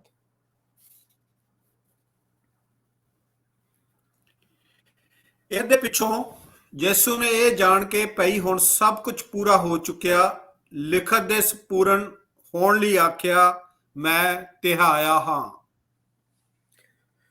ਹਾਂਜੀ, ਇਹਦੇ ਚ ਮੈਂ ਜਿਸ ਤਰ੍ਹਾਂ ਅੱਗੇ ਕਿਹਾ ਕਿ ਸਾਡੀ ਜਿਹੜੀ ਉਰਦੂ ਬਾਈਬਲ ਹੈ ਜਾਂ ਸਾਡੀ ਪੰਜਾਬੀ ਬਾਈਬਲ ਹੈ ਉਹਦੇ ਚ ਲਿਖਿਆ ਕਿ ਮੈਂ ਪਿਆਸਾ ਵਾਂ, ਯਾਨੀ ਮੈਨੂੰ ਪਿਆਸ ਲੱਗੀ ਹੈ, ਆਈ ਐਮ ਥਰਸਟੀ।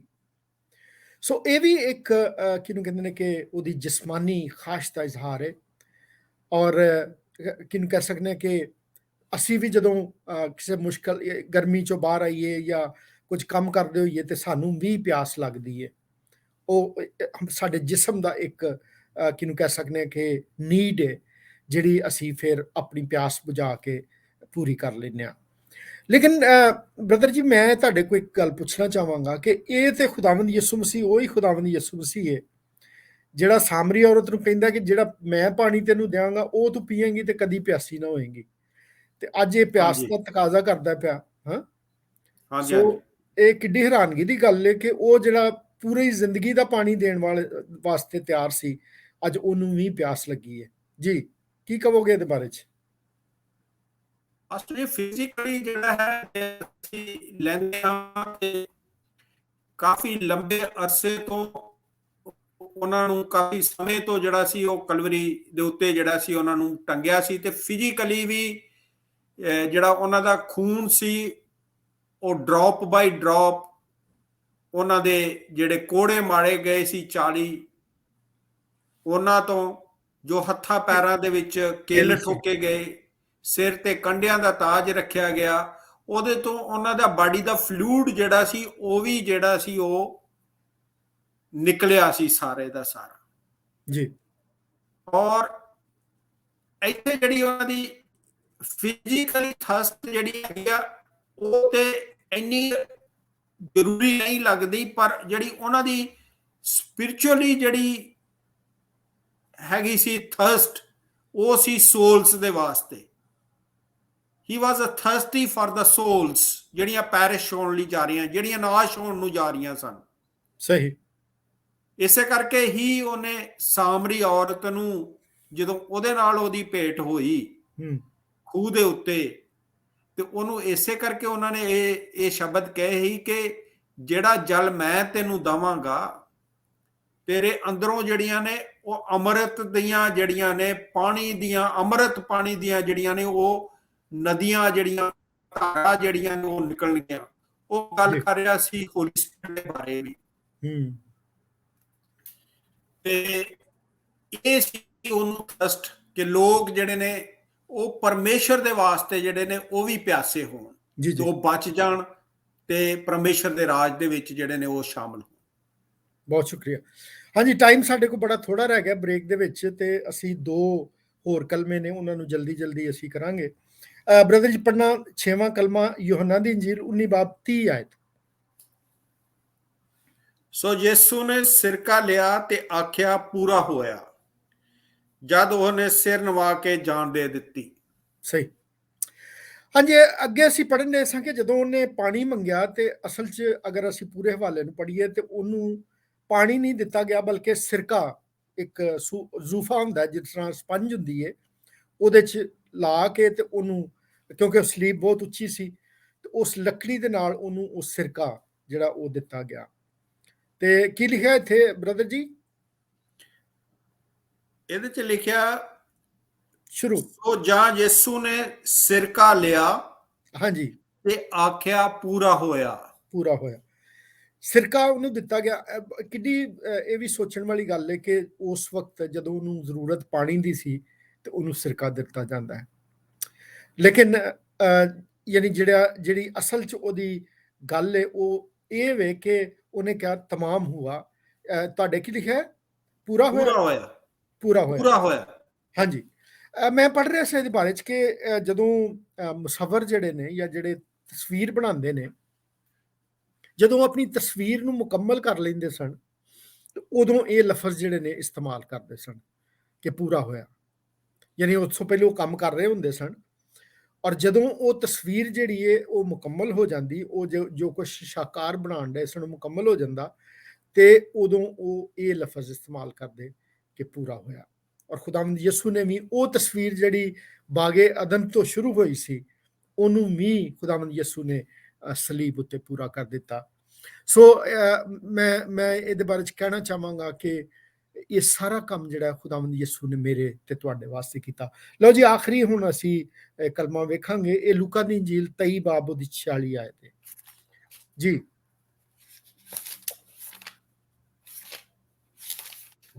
ਲੂਕਾ ਦੀ ਇੰਜੀਲ 23 ਬਾਬ ਉਹਦੀ 46 ਆਇਤ, 46 ਆਇਤ।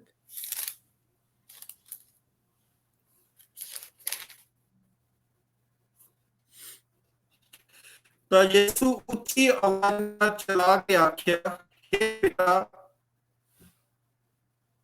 ਮੈਂ ਆਪਣਾ ਆਤਮਾ ਤੇਰੀ ਹੱਥੀ ਸੌਂਪਦਾ ਹਾਂ। ਇਹ ਕਹਿ ਕੇ ਪ੍ਰਾਣ ਛੱਡ ਦਿੱਤੇ। ਸ਼ੁਕਰੀਆ।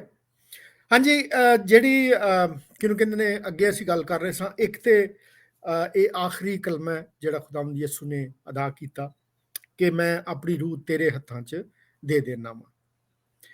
ਮੈਂ ਇਹਦੇ ਬਾਰੇ 'ਚ ਪੜ੍ਹ ਰਿਹਾ ਸਾਂ ਕਿ ਇਹ ਅਲਫਾਜ਼ ਜਿਹੜੇ ਨੇ ਇਹ ਖਾਸ ਤੌਰ ਤੇ ਯਹੂਦੀ ਮਾਵਾਂ ਜਦੋਂ ਬੱਚੇ ਸੌਂਦੇ ਸਨ ਤੇ ਉਹਨਾਂ ਨੂੰ ਇਹ ਅਲਫਾਜ਼ ਜਿਹੜੇ ਨੇ ਇਹ ਅਸਲ 'ਚ ਜ਼ਬੂਰ ਦੇ ਅਲਫਾਜ਼ ਨੇ।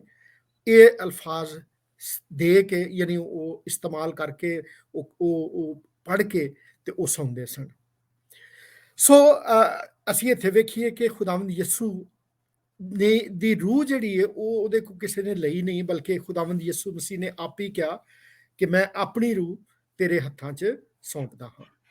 ਸੋ ਇਹਨੂੰ ਮਤ ਸਮਝੀਏ ਕਿ ਕੋਈ ਹਾਰਿਆ ਹੋਇਆ ਸ਼ਖਸ ਜਿਹੜਾ ਉਹ ਇਹ ਗੱਲ ਕਰਦਾ ਪਿਆ, ਬਲਕਿ ਇਹ ਇੱਕ ਫਤਿਹਮੰਦੀ ਦਾ ਕਲਮਾ ਹੈ ਕਿ ਖੁਦਾਵੰਦ ਯਿਸੂ ਨੇ ਆਪਣੀ ਜਾਨ, ਆਪਣੀ ਰੂਹ ਜਿਹੜੀ ਹੈ ਉਹ ਆਪਣੇ ਬਾਪ ਤੇ ਸਪੁਰਦ ਕੀਤੀ। ਔਰ ਇਸ ਤੋਂ ਅਸੀਂ ਸਿੱਖਦੇ ਹਾਂ ਕਿ ਖੁਦਾਵੰਦ ਯਿਸੂ ਕੋ ਕੋਈ ਉਹਦੀ ਰੂਹ ਜਿਹੜੀ ਉਹ ਲੈ ਨਹੀਂ ਸਕਦਾ, ਲੇਕਿਨ ਉਹਨੇ ਆਪਣੇ ਆਪ ਆਪਣੀ ਰੂਹ ਜਿਹੜੀ ਹੈ ਇਹ ਖੁਦਾਵੰਦ ਦੇ ਸਪੁਰਦ ਕੀਤੀ।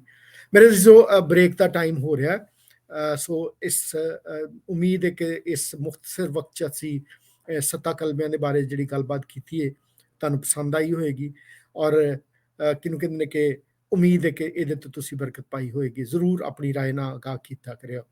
ਲਓ ਹੁਣ ਥੋੜੀ ਦੇਰ ਲਈ ਅਸੀਂ ਬ੍ਰੇਕ ਤੇ ਜਾਂਦੇ ਹਾਂ ਤੇ ਉਹਦੇ ਬਾਅਦ ਫਿਰ ਤੁਹਾਨੂੰ ਮਿਲਣੇ ਆ। ਸ਼ੁਕਰੀਆ।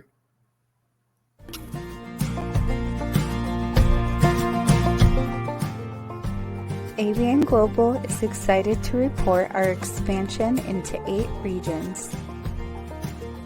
With our team of great directors who are committed to spreading the gospel, ABN Global is flourishing. We are developing programming in China, Hong Kong, and Taiwan, as well as India, Sri Lanka, Pakistan, and Nepal, Central Asia, the Middle East, North Africa, Sub-Saharan Africa, North America, and Europe.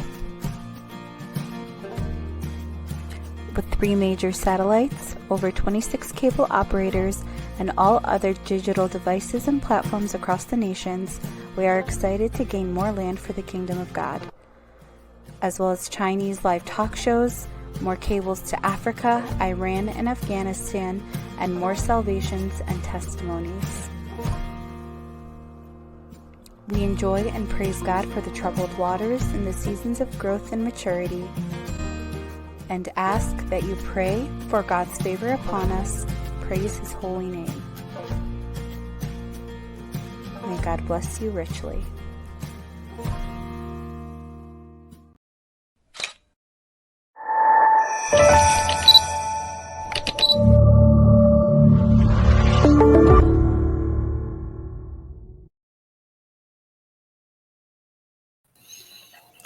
ਹਾਂਜੀ, break ਤੋਂ ਬਾਅਦ ਫਿਰ ਇੱਕ ਵਾਰੀ ਤੁਹਾਨੂੰ ਅਸੀਂ welcome ਕਰਨੇ ਆ ਤੇ ਆਓ ਹੁਣ ਅਸੀਂ ਇੱਕ ਹਵਾਲਾ ਪੜ੍ਹੀਏ ਜਿਹੜਾ ਈਸਟਰ ਦੇ ਮੁਤਲਕ ਹੈ ਕਿ ਖੁਦਾਵੰਦ ਯਿਸੂ ਮਸੀਹ 3 ਦਿਨ 3 ਰਾਤ ਜਿਹੜੇ ਨੇ ਉਹ ਕਬਰ 'ਚ ਦਫਨ ਰਹੇ ਔਰ ਤੀਸਰੇ ਦਿਨ ਉਹ ਮੁਰਦਿਆਂ 'ਚੋਂ ਜੀ ਉੱਠੇ ਔਰ ਇਹ ਜਿਹੜਾ ਹਵਾਲਾ ਹੈ ਇਹ ਉਹਦੇ ਜੀ ਉੱਠਣ ਦੇ ਬਾਰੇ 'ਚ। ਸੋ ਮੈਂ ਗੁਜ਼ਾਰਿਸ਼ ਕਰਾਂਗਾ ਬ੍ਰਦਰ ਜੀ ਨੂੰ ਕਿ ਉਹ ਮੱਤੀ ਦੀ ਮਾਰਫਤ ਲਿਖਿਆ ਗਿਆ ਅੰਜੀਲੀ ਬਿਆਨ ਉਹਦਾ 28ਵਾਂ ਬਾਬ 1 ਤੋਂ 10ਵੀਂ ਆਇਤ ਤੱਕ ਪੜ੍ਹਨ ਸਾਡੇ ਲਈ। ਫਿਰ ਮੈਂ ਇਹ ਹਵਾਲਾ ਪੰਜਾਬੀ ਦੂਸਰੀ 'ਚ ਪੜਾਂਗਾ। ਅਸੀਂ ਪਰਮੇਸ਼ਰ ਦੇ ਕਲਾਮ 'ਚ ਪੜਾਂਗੇ ਮੱਤੀ ਦੀ ਅੰਜੀਲ ਉਹਦਾ 28 ਬਾਬ 1 ਤੋਂ ਲੈ ਕੇ 10 ਆਇਤ ਤੱਕ। ਜਦ ਸਬਤ ਦਾ ਦਿਨ ਬੀਤ ਗਿਆ ਤਾਂ ਹਫਤੇ ਦੇ ਪਹਿਲੇ ਦਿਨ ਪੋਹ ਫੁੱਟਣ ਦੇ ਵੇਲੇ ਮਰੀਅਮ ਮਗਦਲੀਨੀ ਅਤੇ ਦੂਈ ਮਰੀਅਮ ਕਬਰ ਨੂੰ ਵੇਖਣ ਆਈਆਂ ਔਰ ਵੇਖੋ ਇੱਕ ਵੱਡਾ ਭੁਚਾਲ ਆਇਆ, ਇਸ ਲਈ ਜੋ ਪ੍ਰਭੂ ਦਾ ਦੂਤ ਆਕਾਸ਼ੋਂ ਉਤਰਿਆ ਔਰ ਨੇੜੇ ਆ ਕੇ ਉਸ ਪੱਥਰ ਨੂੰ ਰੇੜ ਕੇ ਖੰਭੇ ਕਰ ਦਿੱਤਾ ਔਰ ਉਸ ਉੱਤੇ ਬਹਿ ਗਿਆ। ਉਹਦਾ ਰੂਪ ਬਿਜਲੀ ਵਰਗਾ ਔਰ ਉਹਦੇ ਬਸਤਰ ਬਰਫ਼ ਜਿਹਾ ਚਿੱਟਾ ਸੀ ਅਤੇ ਉਹਦੇ ਭੈ ਦੇ ਮਾਰੇ ਰਾਖੇ ਕੰਬ ਉੱਠੇ ਅਤੇ ਮੁਰਦਿਆਂ ਵਾਂਗੂ ਹੋ ਗਏ। ਪਰ ਦੂਤ ਨੇ ਅੱਗੋਂ ਤੀਵੀਆਂ ਨੂੰ ਕਿਹਾ, ਤੁਸੀਂ ਨਾ ਡਰੋ, ਕਿਉਂਕਿ ਮੈਂ ਜਾਣਦਾ ਹਾਂ ਜੋ ਤੁਸੀਂ ਯਿਸੂ ਨੂੰ ਜਿਹੜਾ ਸਲੀਬ ਉੱਤੇ ਚੜਾਇਆ ਗਿਆ ਸੀ ਭਾਲਦੀਆਂ ਹੋ। ਉਹ ਇੱਥੇ ਹੈ ਨਹੀਂ, ਕਿਉਂਕਿ ਜਿਵੇਂ ਉਸ ਨੇ ਕਿਹਾ ਸੀ ਉਹ ਜੀ ਉੱਠਿਆ। ਆਓ ਵੇਖੋ ਜਿੱਥੇ ਪ੍ਰਭੂ ਪਿਆ ਹੋਇਆ ਸੀ ਔਰ ਛੇਤੀ ਆ ਕੇ ਉਹਦੇ ਚੇਲਿਆਂ ਨੂੰ ਆਖੋ ਬਈ ਉਹ ਮੁਰਦਿਆਂ ਵਿੱਚੋਂ ਜੀ ਉੱਠਿਆ ਹੈ ਅਤੇ ਵੇਖੋ ਉਹ ਤੁਹਾਡੇ ਅੱਗੋਂ ਗਲੀਲ ਨੂੰ ਜਾਂਦਾ ਹੈ, ਉਹਨੂੰ ਤੁਸੀਂ ਉੱਥੇ ਵੇਖੋਗੇ। ਲਓ ਮੈਂ ਤੁਹਾਨੂੰ ਦੱਸ ਦਿੱਤਾ। ਅਤੇ ਉਹ ਭੈ ਅਤੇ ਵੱਡੀ ਖੁਸ਼ੀ ਨਾਲ ਕਬਰ ਕੋਲੋਂ ਛੇਤੀ ਚੱਲ ਕੇ ਉਹਦੇ ਚੇਲਿਆਂ ਨੂੰ ਖਬਰ ਦੇਣ ਲਈ ਦੌੜੀਆਂ ਗਈਆਂ ਅਤੇ ਵੇਖੋ ਯਿਸੂ ਉਹਨਾਂ ਨੂੰ ਮਿਲਿਆ ਔਰ ਬੋਲਿਆ, ਸੁਖੀ ਰਹੋ। ਅਤੇ ਉਹਨਾਂ ਨੇ ਕੋਲ ਆਣ ਕੇ ਉਹਦੇ ਚਰਨ ਫੜੇ ਅਤੇ ਉਸ ਨੂੰ ਮੱਥਾ ਟੇਕਿਆ। ਤਾਂ ਯਿਸੂ ਨੇ ਉਹਨਾਂ ਨੂੰ ਆਖਿਆ, ਡਰੋ ਨਾ, ਜਾਓ ਮੇਰੇ ਭਾਈਆਂ ਨੂੰ ਆਖੋ ਜੋ ਗਲੀਲ ਨੂੰ ਜਾਣ ਅਤੇ ਉੱਥੇ ਮੈਨੂੰ ਵੇਖਣਗੇ। ਖੁਦਾ ਦੇ ਪਾਕ ਕਲਾਮ ਤੇ ਪੜ੍ਹੇ ਤੇ ਸੁਣੇ ਜਾਣ ਤੇ ਬਰਕਤ ਹੋਵੇ। ਆਮੀਨ ਆਮੀਨ ਆਮੀਨ। ਲਓ ਜੀ, ਮੈਂ ਹਵਾਲਾ ਹੁਣ ਲਹਿੰਦੇ ਪੰਜਾਬ ਵਾਲੀ ਪੰਜਾਬੀ 'ਚ ਪੜਾਂਗਾ। ਇਸ ਤਰ੍ਹਾਂ ਲਿਖਿਆ ਕਿ ਸਬਤ ਦੇ ਅਖੀਰੀ ਵੇਲੇ ਹਫਤੇ ਦੇ ਪਹਿਲੇ ਦਿਨ ਜਦੋਂ ਦਿਨ ਚੜ੍ਹਨ ਵਾਲਾ ਸੀ ਤਦ ਮਰੀਅਮ ਮਗਦਲੀਨੀ ਤੇ ਦੂਜੀ ਮਰੀਅਮ ਕਬਰ ਨੂੰ ਵੇਖਣ ਆਈਆਂ ਤੇ ਵੇਖੋ ਇੱਕ ਬੜਾ ਭੁਚਾਲ ਆਇਆ। ਇਸ ਲਈ ਵੀ ਖੁਦਾਵੰਦ ਦਾ ਫਰਿਸ਼ਤਾ ਅਸਮਾਨੋਂ ਉਤਰ ਕੇ ਨੇੜੇ ਆਇਆ ਤੇ ਉਸ ਪੱਥਰ ਨੂੰ ਰੇੜ ਕੇ ਉਹਦੇ ਉੱਤੇ ਬਹਿ ਗਿਆ। ਉਹਦੀ ਸੂਰਤ ਬਿਜਲੀ ਜਿਹੀ ਸੀ ਤੇ ਉਹਦੀ ਪੁਸ਼ਾਕ ਬਰਫ਼ ਜਿਹੀ ਚਿੱਟੀ ਸੀ ਤੇ ਉਹਦੇ ਡਰ ਨਾਲ ਰਾਖੇ ਕੰਬ ਗਏ, ਮੁਰਦਿਆਂ ਵਾਂਗੂ ਹੋ ਗਏ। ਪਰ ਫਰਿਸ਼ਤੇ ਜ਼ਨਾਨੀਆਂ ਨੂੰ ਅੱਗੋਂ ਆਖਿਆ, ਤੁਸੀਂ ਨਾ ਡਰੋ, ਕਿਉਂਕਿ ਮੈਂ ਜਾਣਨਾ ਵੀ ਤੁਸੀਂ ਯਿਸੂ ਨੂੰ ਜਿਹੜਾ ਸਲੀਬ ਉੱਤੇ ਚੜਾਇਆ ਗਿਆ ਸੀ ਲੱਭਦੀਆਂ ਹੋ। ਉਹ ਇੱਥੇ ਨਹੀਂ ਹੈ, ਕਿਉਂ ਜੋ ਜਿਵੇਂ ਉਸ ਆਖਿਆ ਸੀ ਉਹ ਜੀ ਉੱਠਿਆ ਹੈ। ਆਓ ਉਹ ਜਗ੍ਹਾ ਵੇਖੋ ਜਿੱਥੇ ਖੁਦਾਵੰਦ ਪਿਆ ਹੋਇਆ ਸੀ ਤੇ ਛੇਤੀ ਜਾ ਕੇ ਉਹਦੇ ਸ਼ਾਗਿਰਦਾਂ ਨੂੰ ਆਖੋ ਵੀ ਉਹ ਮੁਰਦਿਆਂ ਵਿੱਚੋਂ ਜੀ ਉੱਠਿਆ ਹੈ ਤੇ ਵੇਖੋ ਉਹ ਤੁਹਾਡੇ ਅੱਗੇ ਗਲੀਲ ਨੂੰ ਜਾਂਦਾ ਹੈ, ਉਹਨੂੰ ਤੁਸੀਂ ਉੱਥੇ ਵੇਖੋਗੇ। ਲਓ ਮੈਂ ਤੁਹਾਨੂੰ ਦੱਸ ਦਿੱਤਾ। ਤੇ ਉਹ ਡਰ ਤੇ ਬੜੀ ਖੁਸ਼ੀ ਨਾਲ ਕਬਰ ਕੋਲੋਂ ਛੇਤੀ ਟੁਰ ਗਈਆਂ ਤੇ ਉਹਦੇ ਸ਼ਾਗਿਰਦਾਂ ਨੂੰ ਖਬਰ ਦੇਣ ਪਹੁੰਚੀਆਂ ਤੇ ਵੇਖੋ ਯਿਸੂ ਉਹਨਾਂ ਨੂੰ ਅੱਗੋਂ ਹੋ ਕੇ ਮਿਲਿਆ ਤੇ ਆਖਿਆ ਸਲਾਮ। ਤੇ ਉਹਨਾਂ ਉਹਦੇ ਕੋਲ ਅੱਗੇ ਉਹਦੇ ਪੈਰ ਫੜੇ ਤੇ ਉਹਨੂੰ ਸਿਜਦਾ ਕੀਤਾ। ਤਦ ਯਿਸੂ ਉਹਨਾਂ ਨੂੰ ਆਖਿਆ, ਡਰੋ ਨਾ, ਜਾਓ ਮੇਰੇ ਭਰਾਵਾਂ ਨੂੰ ਆਖੋ ਵੀ ਗਲੀਲ ਨੂੰ ਜਾਣ ਤੇ ਉਹ ਉੱਥੇ ਮੈਨੂੰ ਵੇਖਣਗੇ। ਖੁਦਾਵੰਦ ਦੇ ਪਾਕ ਕਲਾਮ ਦੇ ਪੜ੍ਹੇ ਤੇ ਸੁਣੇ ਜਾਣ ਤੇ ਖੁਦਾਵੰਦ ਦੀ ਬਰਕਤ ਹੋਏ। ਆਮੀਨ। ਆਮੀਨ। ਹਾਂਜੀ, ਇਹ ਖੁਦਾਵੰਦ ਯਿਸੂ ਮਸੀਹ ਦੇ ਜੀ ਉੱਠਣ ਵਾਲੇ ਦਿਨ ਦਾ ਵਾਕਿਆ ਹੈ ਕਿ ਮਰੀਅਮ ਮਗਦਲੀਨੀ ਤੇ ਦੂਜੀ ਮਰੀਅਮ ਜਿਹੜੀਆਂ ਨੇ ਉਹ ਸਬਤ ਦੇ ਬਾਅਦ ਹਫਤੇ ਦੇ ਪਹਿਲੇ ਦਿਨ, ਯਾਨੀ ਸਬਤ ਜਿਹੜਾ ਉਹ ਯਹੂਦੀ ਲੋਕ ਹਫਤੇ ਨੂੰ ਮੰਨਦੇ ਨੇ ਤੇ ਇਹ ਜਿਹੜਾ ਹੈ ਹਫਤੇ ਦਾ ਪਹਿਲਾ ਦਿਨ ਹੈ, ਯਾਨੀ ਸਵੇਰ ਦਾ ਟਾਈਮ ਹੈ। ਜਿਹੜੀ ਸਾਡੀ ਕਿਹਨੂੰ ਕਹਿੰਦੇ ਨੇ ਜਿਹੜੀ ਉਰਦੂ ਬਾਈਬਲ ਹੈ ਉਹਦੇ ਚ ਲਿਖਿਆ ਪੌ ਫਟਣ ਦਾ ਵਕਤ, ਜਾਂ ਅੰਗਰੇਜ਼ੀ ਉਹਦੇ ਚ ਡਾਨ ਦਾ ਲਫ਼ਜ਼ ਇਸਤੇਮਾਲ ਕੀਤਾ ਗਿਆ। ਯਾਨੀ ਬੜਾ ਜਦੋਂ ਮੂੰਹ ਹਨੇਰਾ ਹੁੰਦਾ, ਜਦੋਂ ਨਾ ਦਿਨ ਚੜਿਆ ਹੁੰਦਾ ਤੇ ਨਾ, ਯਾਨੀ ਹਨੇਰਾ ਜਿਹੜਾ ਉਹ ਦਿਨ ਚ ਤਬਦੀਲ ਹੋ ਰਿਹਾ ਹੁੰਦਾ। ਤੇ ਮਰੀਅਮ ਮਗਦਲੀਨੀ ਤੇ ਦੂਸਰੀ ਮਰੀਅਮ ਜਿਹੜੀਆਂ ਨੇ ਉਹ ਆਈਆਂ, ਕਬਰ ਨੂੰ ਵੇਖਣ ਆਈਆਂ, ਕਿਉਂਕਿ ਸਬਤ ਦੇ ਦਿਨ ਉਹ ਇਹ ਕੰਮ ਨਹੀਂ ਸਨ ਕਰ ਸਕਦੀਆਂ। ਤੇ ਲਿਖਿਆ ਹੈ ਕਿ ਵੇਖੋ ਇੱਕ ਬੜਾ ਭੁਚਾਲ ਆਇਆ, ਕਿਉਂਕਿ ਖੁਦਾਵੰਦ ਦਾ ਫਰਿਸ਼ਤਾ ਅਸਮਾਨ ਤੋਂ ਉਤਰ ਕੇ ਪੱਥਰ ਨੂੰ ਰੇੜ ਕੇ ਉਹਦੇ ਉੱਤੇ ਬਹਿ ਗਿਆ। ਠੀਕ ਹੈ। ਫਿਰ ਉਸ ਫਰਿਸ਼ਤੇ ਦੇ ਬਾਰੇ ਦੱਸਿਆ ਗਿਆ ਕਿ ਉਹ ਫਰਿਸ਼ਤੇ ਦੀ ਸ਼ਕਲ ਕਿਹੋ ਜਿਹੀ ਸੀ, ਉਹਨੇ ਕੱਪੜੇ ਕਿਹੋ ਜਿਹੇ ਪਾਏ ਸਨ। ਔਰ ਫਿਰ ਫਰਿਸ਼ਤੇ ਨੇ ਉਹਨਾਂ ਔਰਤਾਂ ਨੂੰ ਆਖਿਆ ਕਿ ਡਰੋ ਨਾ, ਕਿਉਂਕਿ ਮੈਂ ਜਾਣਦਾ ਕਿ ਤੁਸੀਂ ਯਿਸੂ ਨੂੰ ਢੂੰਡਦੀਆਂ ਹੋ, ਉਹ ਜਿਹੜਾ ਮਸਲੂਬ ਹੋਇਆ ਸੀ ਉਹ ਇੱਥੇ ਨਹੀਂ, ਕਿਉਂਕਿ ਉਹ ਆਪਣੇ ਕਹਿਣ ਦੇ ਮੁਤਾਬਕ ਜੀ ਉੱਠਿਆ। ਤੇ ਉਹਨੇ ਕਿਹਾ ਕਿ ਆਓ ਉਹ ਜਗ੍ਹਾ ਵੀ ਵੇਖੋ ਜਿੱਥੇ ਖੁਦਾਵੰਦ ਨੂੰ ਰੱਖਿਆ ਗਿਆ ਸੀ। ਮੇਰੇ ਅਜ਼ੀਜ਼ੋ, ਇਹ ਸਾਰੀਆਂ ਗੱਲਾਂ ਕਰਨ ਦਾ ਮਤਲਬ ਇਹ ਵੇ ਕਿ ਖੁਦਾਵੰਦ ਯਿਸੂ ਮਸੀਹ ਕਿਹਨੂੰ ਕਹਿੰਦੇ ਨੇ ਕਿ ਤੀਸਰੇ ਦਿਨ ਮੁਰਦਿਆਂ ਵਿੱਚੋਂ ਜੀ ਉੱਠੇ। ਇਹਨੂੰ ਅਗਰ ਤਫਸੀਲ ਨਾਲ ਅਸੀਂ ਪੜ੍ਹੀਏ ਯੂਹੰਨਾ ਦੀ ਇੰਜੀਲ 'ਚ, ਉੱਥੇ ਸਾਨੂੰ ਪਤਾ ਚੱਲਦਾ ਕਿ ਉਹਦਾ ਜਿਹੜਾ ਕਫਨ ਦਫਨ ਸੀ ਉਹਦੇ 'ਚ 50 ਸੇਰ ਮੁਰ ਤੇ ਊਦ ਜਿਹੜਾ ਸੀ ਉਹ ਇਸਤੇਮਾਲ ਕੀਤਾ ਗਿਆ। ਉਹ ਮਸਾਲਾ ਹੁੰਦਾ ਸੀ। ਔਰ ਫਿਰ ਜਿਹੜਾ ਕਫਨ ਹੈ ਉਹ ਇੱਕ ਪੱਟੀ ਵਾਂਗੂ, ਯਾਨੀ ਉਹ ਮਸਾਲਾ ਲਾ ਕੇ ਇੱਕ ਪੱਟੀ ਵਾਂਗੂ ਉਹਨੂੰ ਲਪੇਟ ਦਿੱਤਾ ਜਾਂਦਾ ਸੀ।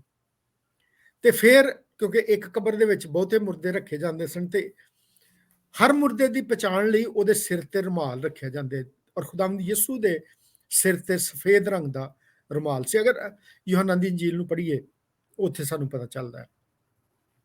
ਤੇ ਅਸੀਂ ਉੱਥੇ ਵੇਖਦੇ ਹਾਂ ਕਿ ਖੁਦਾਵੰਦ ਯਿਸੂ ਮਸੀਹ ਨੂੰ ਕਿਸੇ ਉਹਦੇ ਚੇਲਿਆਂ ਨੇ ਜਾਂ ਕਿਸੇ ਹੋਰ ਨੇ ਆ ਕੇ ਉਠਾਇਆ ਨਹੀਂ। ਅਗਰ ਉਠਾਉਂਦੇ ਤਾਂ ਉਹ ਸਾਰਾ ਕਫਨ ਦਫਨ ਜਿਹੜਾ ਉਹ ਤੇ ਕਿਹਨੂੰ ਕਹਿੰਦੇ ਟੁੱਟ ਜਾਣਾ ਸੀ।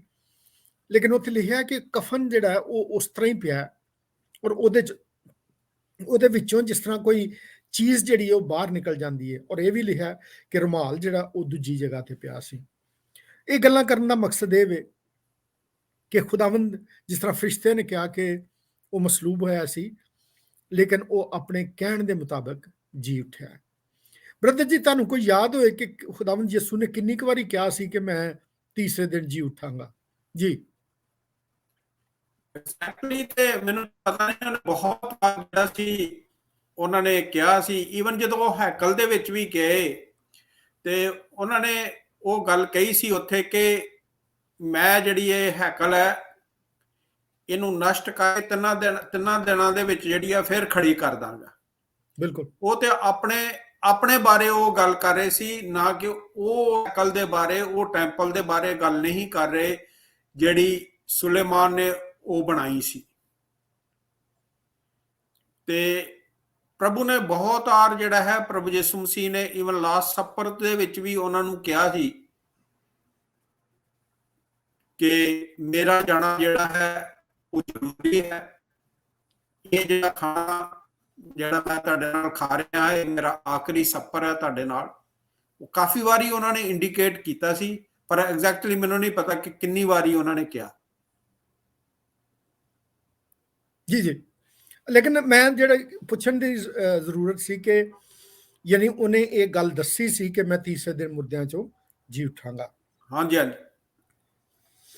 ਹੁਣ ਜਿਹੜੀ ਅਸੀਂ ਗੱਲ ਕਰਾਂਗੇ ਉਹ ਇਹ ਵੇ 7ਵੀਂ ਆਇਤ, ਬ੍ਰਦਰ ਜੀ ਜ਼ਰਾ ਫੇਰ ਪੜਿਓ ਮੇਰੇ ਲਈ।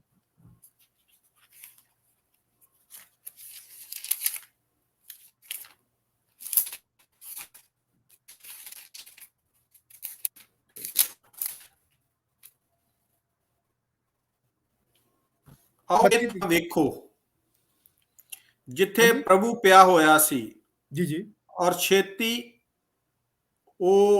ਉਹਦੇ ਚੇਲਿਆਂ ਨੂੰ ਆਖੋ ਭਈ ਉਹ ਮੁਰਦਿਆਂ ਵਿੱਚੋਂ ਜੀ ਉੱਠਿਆ ਹੈ, ਅਤੇ ਵੇਖੋ ਉਹ ਤੁਹਾਡੇ ਅੱਗੇ ਗਲੀਲ ਨੂੰ ਜਾਂਦਾ ਤੇ ਉਹਨੂੰ ਤੁਸੀਂ ਉੱਥੇ ਵੇਖੋਗੇ। ਸਹੀ। ਹਾਂਜੀ, ਇੱਥੇ ਅਸੀਂ ਵੇਖਦੇ ਹਾਂ ਕਿ ਯਾਨੀ ਫਰਿਸ਼ਤੇ ਜਿਹੜੇ ਨੇ ਉਹ ਇੱਕ ਗੱਲ ਦੱਸਦੇ ਨੇ ਕਿ ਛੇਤੀ ਜਾ ਕੇ ਉਹਦੇ ਸ਼ਾਗਿਰਦਾਂ ਨੂੰ ਕਹੋ ਵੀ ਉਹ ਮੁਰਦਿਆਂ ਵਿੱਚੋਂ ਜੀ ਉੱਠਿਆ। ਤੇ ਤੁਹਾਡੇ ਤੋਂ ਪਹਿਲੋਂ ਉਹ ਗਲੀਲ ਨੂੰ ਜਾਂਦਾ ਔਰ ਕਿਹਨੂੰ ਕਹਿੰਦੇ ਨੇ ਕਿ ਤੁਸੀਂ ਉਹਨੂੰ ਉੱਥੇ ਹੀ ਵੇਖੋਗੇ, ਯਾਨੀ ਗਲੀਲ 'ਚ ਵੇਖੋਗੇ। ਸੋ ਇਸ ਦੇ ਬਾਰੇ ਅਸੀਂ ਵੇਖਦੇ ਹਾਂ ਕਿ ਫਰਿਸ਼ਤੇ ਜਿਹੜੇ ਨੇ ਉਹ ਇਹ ਗੱਲ ਨੂੰ ਦੱਸਦੇ ਨੇ ਕਿ ਖੁਦਾਵੰਦ ਯਿਸੂ ਮਸੀਹ ਜਿਹੜਾ ਉਹ ਆਪਣੇ ਕਹਿਣ ਦੇ ਮੁਤਾਬਕ ਜੀ ਉੱਠਿਆ, ਮੁਰਦਿਆਂ 'ਚੋਂ ਜੀ ਉੱਠਿਆ ਔਰ ਪਹਿਲੋਂ ਗਲੀਲ ਜਾਂਦਾ ਤੇ ਉਹ ਗਲੀਲ ਦੇ ਵਿੱਚ ਉਹਦੇ ਸ਼ਾਗਿਰਦ ਜਿਹੜੇ ਨੇ ਉਹ ਵੇਖਣਗੇ। ਇਸ ਤੋਂ ਅੱਗੇ ਅਗਰ ਅਸੀਂ ਵੇਖੀਏ 8ਵੀਂ ਆਇਤ ਤੇ ਉਹ ਵੀ ਇੱਕ ਬੜੀ ਖਾਸ ਆਇਤ ਹੈ ਜਿਹਦੇ 'ਚ ਲਿਖਿਆ कि और वो खौफ और बड़ी खुशी के साथ कब्र से जल्द रवाना होकर उसके शागिर्दों को खबर देने दौड़ी। मैं गौर कर रहा सां ਇਹਦੇ ਵਿੱਚ ਲਫ਼ਜ਼ ਖਾਸ ਤੌਰ ਤੇ ਖੌਫ, ਇਹ 8ਵੀਂ ਆਇਤ ਹੈ। ਮੈਂ ਪੰਜਾਬੀ 'ਚ ਵੇਖਣਾ ਚਾਹ ਰਿਹਾ ਕਿ 8ਵੀਂ ਆਇਤ 'ਚ ਕੀ ਲਿਖਿਆ ਹੈ। ਤੇ ਉਹ ਡਰ ਤੇ ਬੜੀ ਖੁਸ਼ੀ ਨਾਲ ਕਬਰ ਕੋਲੋਂ ਛੇਤੀ ਟੁਰ ਗਈਆਂ। ਯਾਨੀ ਉਹਨਾਂ ਨੂੰ ਡਰ ਵੀ ਸੀ। ਡਰ ਯਕੀਨੀ ਹੈ ਕਿਉਂਕਿ ਜਦੋਂ ਕੋਈ ਸ਼ਖਸ ਜਿਹੜਾ ਉਹਨੂੰ ਤੁਸੀਂ ਮਿਲਣ ਜਾਂਦੇ ਹੋ ਔਰ ਉਹ ਕਿਹਨੂੰ ਕਹਿੰਦੇ ਨੇ ਕਿ ਖਾਸ ਤੌਰ ਤੇ ਅਗਰ ਕਿਸੇ ਦੀ ਕਬਰ ਤੇ ਜਾਂਦੇ ਹੋ ਤੇ ਉਹਦੇ ਮਤਲਬ ਪਤਾ ਚੱਲਦਾ ਵੀ ਕਿਹਨੂੰ ਕਹਿੰਦੇ ਨੇ ਇਹ ਸ਼ਖਸ ਜਿਹੜਾ ਇਹ ਤਾਂ ਹੁਣ ਮੁਰਦਿਆਂ 'ਚ ਹੈ ਹੀ ਨਹੀਂ ਹੈ ਜਾਂ ਕਬਰ ਦੇ ਵਿੱਚ ਹੈ ਹੀ ਨਹੀਂ ਹੈ। ਤੇ ਮੇਰਾ ਖਿਆਲ ਹੈ ਕਿ ਬਹੁਤ ਜ਼ਿਆਦਾ ਖੌਫ ਜਿਹੜਾ ਉਹ ਛਾ ਜਾਏਗਾ। ਮੈਂ ਬ੍ਰਦਰ ਜੀ ਤੁਸੀਂ ਥੋੜਾ ਜਿਹਾ ਸਕਰੀਨ ਤੋਂ ਬਾਹਰ ਸੋ ਤੇ ਮੈਂ 8ਵੀਂ ਆਇਤ ਤੇ ਗੱਲ ਸ਼ੁਰੂ ਕੀਤੀ ਹੈ ਤੇ ਜ਼ਰਾ ਪੜਿਓ ਤੁਸੀਂ 8ਵੀਂ ਆਇਤ। ਅਤੇ ਉਹ ਭੈ ਅਤੇ ਵੱਡੀ ਖੁਸ਼ੀ ਨਾਲ ਕਬਰ ਕੋਲੋਂ ਛੇਤੀ ਚੱਲ ਕੇ ਉਹਦੇ ਚੇਲਿਆਂ ਨੂੰ ਖਬਰ ਦੇਣ ਲਈ ਦੌੜ ਗਈਆਂ। ਜੀ ਜੀ, ਮੈਂ ਗੱਲ ਕਰ ਰਿਹਾ ਸਾਂ ਕਿ ਇਹ ਜਿਹੜਾ ਭੈ ਤੁਸੀਂ ਲਫ਼ਜ਼ ਇਸਤੇਮਾਲ ਕਰਦੇ ਹੋ, ਉਰਦੂ ਬਾਈਬਲ 'ਚ ਡਰ ਖੌਫ ਇਸਤੇਮਾਲ ਹੈ ਤੇ ਪੰਜਾਬੀ 'ਚ ਡਰ ਇਸਤੇਮਾਲ ਕੀਤਾ ਗਿਆ। ਤੇ ਮੈਂ ਜ਼ਿਕਰ ਕਰ ਰਿਹਾ ਸਾਂ ਕਿ ਵੇਖੋ ਅਗਰ ਕਿਸੇ ਨੂੰ ਅਸੀਂ ਕਬਰ ਕਿਸੇ ਦੀ ਵੇਖਣ ਜਾਂਦੇ ਹਾਂ ਤੇ ਜਾ ਕੇ ਵੇਖਦੇ ਹਾਂ ਕਿ ਉਹ ਬੰਦਾ ਕਬਰ 'ਚ ਹੀ ਨਹੀਂ ਹੈ ਤੇ ਕਿੰਨਾ ਖੌਫ ਕਿੰਨਾ ਡਰ ਸਾਡੇ ਦਿਲ 'ਚ ਪੈਦਾ ਹੋ ਜਾਏਗਾ। ਔਰ ਉਹ ਵੀ ਇਸੇ ਖੌਫ ਦੀ ਵਜ੍ਹਾ ਤੋਂ ਖੌਫ ਮਹਿਸੂਸ ਕਰਦੀਆਂ ਨੇ ਤੇ ਲੇਕਿਨ ਉਹਦੇ ਨਾਲ ਇੱਕ ਹੋਰ ਗੱਲ ਹੈ ਕਿ ਬੜੀ ਖੁਸ਼ੀ ਦੇ ਨਾਲ ਕਬਰ ਤੋਂ ਜਾ ਕੇ ਉਹ ਆਪਣੇ ਉਹਦੇ ਸ਼ਾਗਿਰਦਾਂ ਨੂੰ ਜਾ ਕੇ ਖਬਰ ਦਿੰਦੀਆਂ ਨੇ। ਮੈਂ ਸੋਚ ਰਿਹਾ ਸਾਂ ਕਿ ਜਦੋਂ ਖਾਸ ਤੌਰ ਤੇ ਈਸਟਰ ਜਦੋਂ ਅਸੀਂ ਮਨਾਉਂਦੇ ਹਾਂ ਕਿੰਨਾ ਕੁ ਅਸੀਂ ਖੁਸ਼ੀ ਦੇ ਨਾਲ ਇਸ ਦਿਨ ਨੂੰ ਮਨਾਉਂਦੇ ਹਾਂ। ਬ੍ਰਦਰ ਜੀ, ਮੈਂ ਵੇਖਿਆ ਕਿ ਅਕਸਰ ਅਸੀਂ ਕ੍ਰਿਸਮਸ ਤੇ ਸਾਡਾ ਬੜਾ ਜ਼ੋਰ ਹੁੰਦਾ ਹੈ ਨਾ। ਅਸੀਂ ਬੜਾ ਆਪਣੇ ਘਰਾਂ ਨੂੰ ਸਜਾਉਂਦੇ ਹਾਂ, ਅਸੀਂ ਆਪਣੀ ਤਿਆਰੀ ਕਰਨੇ ਆ, ਖਾਸ ਤੌਰ ਤੇ ਬੈਕ ਹੋਮ ਖਾਸ ਤੌਰ ਤੇ ਅਸੀਂ ਵੇਖਦੇ ਹਾਂ ਕਿ ਯਾਨੀ ਅਸੀਂ ਬਹੁਤ ਜ਼ਿਆਦਾ ਤਿਆਰੀਆਂ ਕਰਨੇ ਹਾਂ, ਲੇਕਿਨ ਸ਼ਾਇਦ ਉਨੀ ਖੁਸ਼ੀ ਅਸੀਂ ਈਸਟਰ ਤੇ ਕਿਹਨੂੰ ਕਹਿੰਦੇ ਨੇ ਕਿ ਨਹੀਂ ਜ਼ਾਹਰ ਕਰਦੇ। ਸੋ ਜ਼ਰਾ ਤੁਸੀਂ ਇਹਦੇ ਬਾਰੇ ਦੱਸੋ ਕਿ ਆਇਆ ਕ੍ਰਿਸਮਸ ਤੇ ਜ਼ੋਰ ਦੇਣਾ ਜ਼ਿਆਦਾ ਜ਼ਰੂਰੀ ਹੈ ਜਾਂ ਈਸਟਰ ਤੇ ਸਾਨੂੰ ਜ਼ਿਆਦਾ ਖੁਸ਼ੀ ਦਾ ਇਜ਼ਹਾਰ ਕਰਨ ਦੀ ਜ਼ਰੂਰਤ ਹੈ? ਜੀ ਬ੍ਰਦਰ ਜੀ। ਪਾਸਟਰ ਜੀ, ਈਸਟਰ ਤੇ ਜਿਹੜਾ ਮੈਂ ਸਮਝਦਾ ਹਾਂ, ਸੰਤ ਪੌਲੁਸ ਨੇ ਵੀ ਇਹ ਗੱਲ ਕਹੀ ਸੀ ਆਪਣੇ ਕਰੰਥਸ ਦੀ ਕਲੀਸਿਆ ਜਦੋਂ ਉਹ ਪ੍ਰਚਾਰ ਕਰ ਰਿਹਾ ਸੀ ਉਸ ਜਗ੍ਹਾ, ਦੱਸ ਰਿਹਾ ਸੀ ਮਸੀਹ ਦੇ ਬਾਰੇ। ਤੇ ਮੈਂ ਉਹ ਆਇਤ ਤੁਹਾਡੇ ਨਾਲ ਪੜ੍ਹਨਾ ਚਾਹੁੰਦਾ। ਉਹ ਕਹਿੰਦਾ 15 ਬਾਬ ਦੀ 3 ਆਇਤ ਵਿੱਚ ਇਹ ਲਿਖਿਆ, ਕਿਉਂ ਜੋ ਮੈਂ ਇਹ ਮੁੱਖ ਗੱਲਾਂ ਵਿੱਚੋਂ ਇਹ ਗੱਲ ਤੁਹਾਨੂੰ ਸੌਂਪ ਦਿੱਤੀ ਜਿਹੜੀ ਮੈਨੂੰ ਪ੍ਰਤੀਤ ਹੋਈ, ਜੋ ਮਸੀਹ ਪੁਸਤਕਾਂ ਦੇ ਅਨੁਸਾਰ ਸਾਡੇ ਪਾਪਾਂ ਦੇ ਕਾਰਨ ਮੋਇਆ ਅਤੇ ਇਹ ਕਿ ਦੱਬਿਆ ਗਿਆ ਅਤੇ ਇਹ ਕਿ ਪੁਸਤਕਾਂ ਦੇ ਅਨੁਸਾਰ ਤੀਜੇ ਦਿਹਾੜੇ ਜੀ ਉੱਠਿਆ। ਇਹ ਜਿਹੜੀ ਪੌਲ ਜਿਹੜੀ ਗੱਲ ਕਰਦਾ ਹੈਗਾ ਨਾ, ਇਹ ਜਿਹੜੀ ਈਸਟਰ ਜਿਹੜਾ ਹੈਗਾ ਇਹ ਜਨਮ ਦਿਨ ਤੋਂ ਜ਼ਿਆਦਾ ਜਿਹੜਾ ਹੈ ਇਹ ਮਹੱਤਤਾ ਰੱਖਦਾ ਹੈ। ਸਹੀ।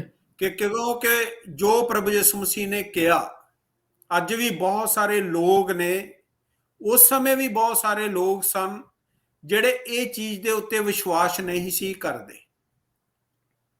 ਇਹ ਖੁਸ਼ੀ ਦਾ ਮੈਸੇਜ ਹੈ, this is a good news ਕਿ ਪ੍ਰਭੂ ਯਿਸੂ ਮਸੀਹ ਜਿਹੜਾ ਹੈ ਉਹ ਜੀ ਉੱਠਿਆ।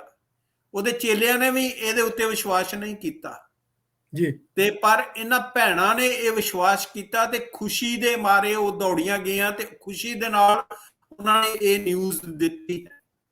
ਇਹ ਮੇਰੇ ਵਾਸਤੇ ਵੀ ਤੇ ਬਾਕੀਆਂ ਦੇ ਵਾਸਤੇ ਵੀ ਇਹ ਜ਼ਿਆਦਾ ਜ਼ਰੂਰੀ ਹੈ।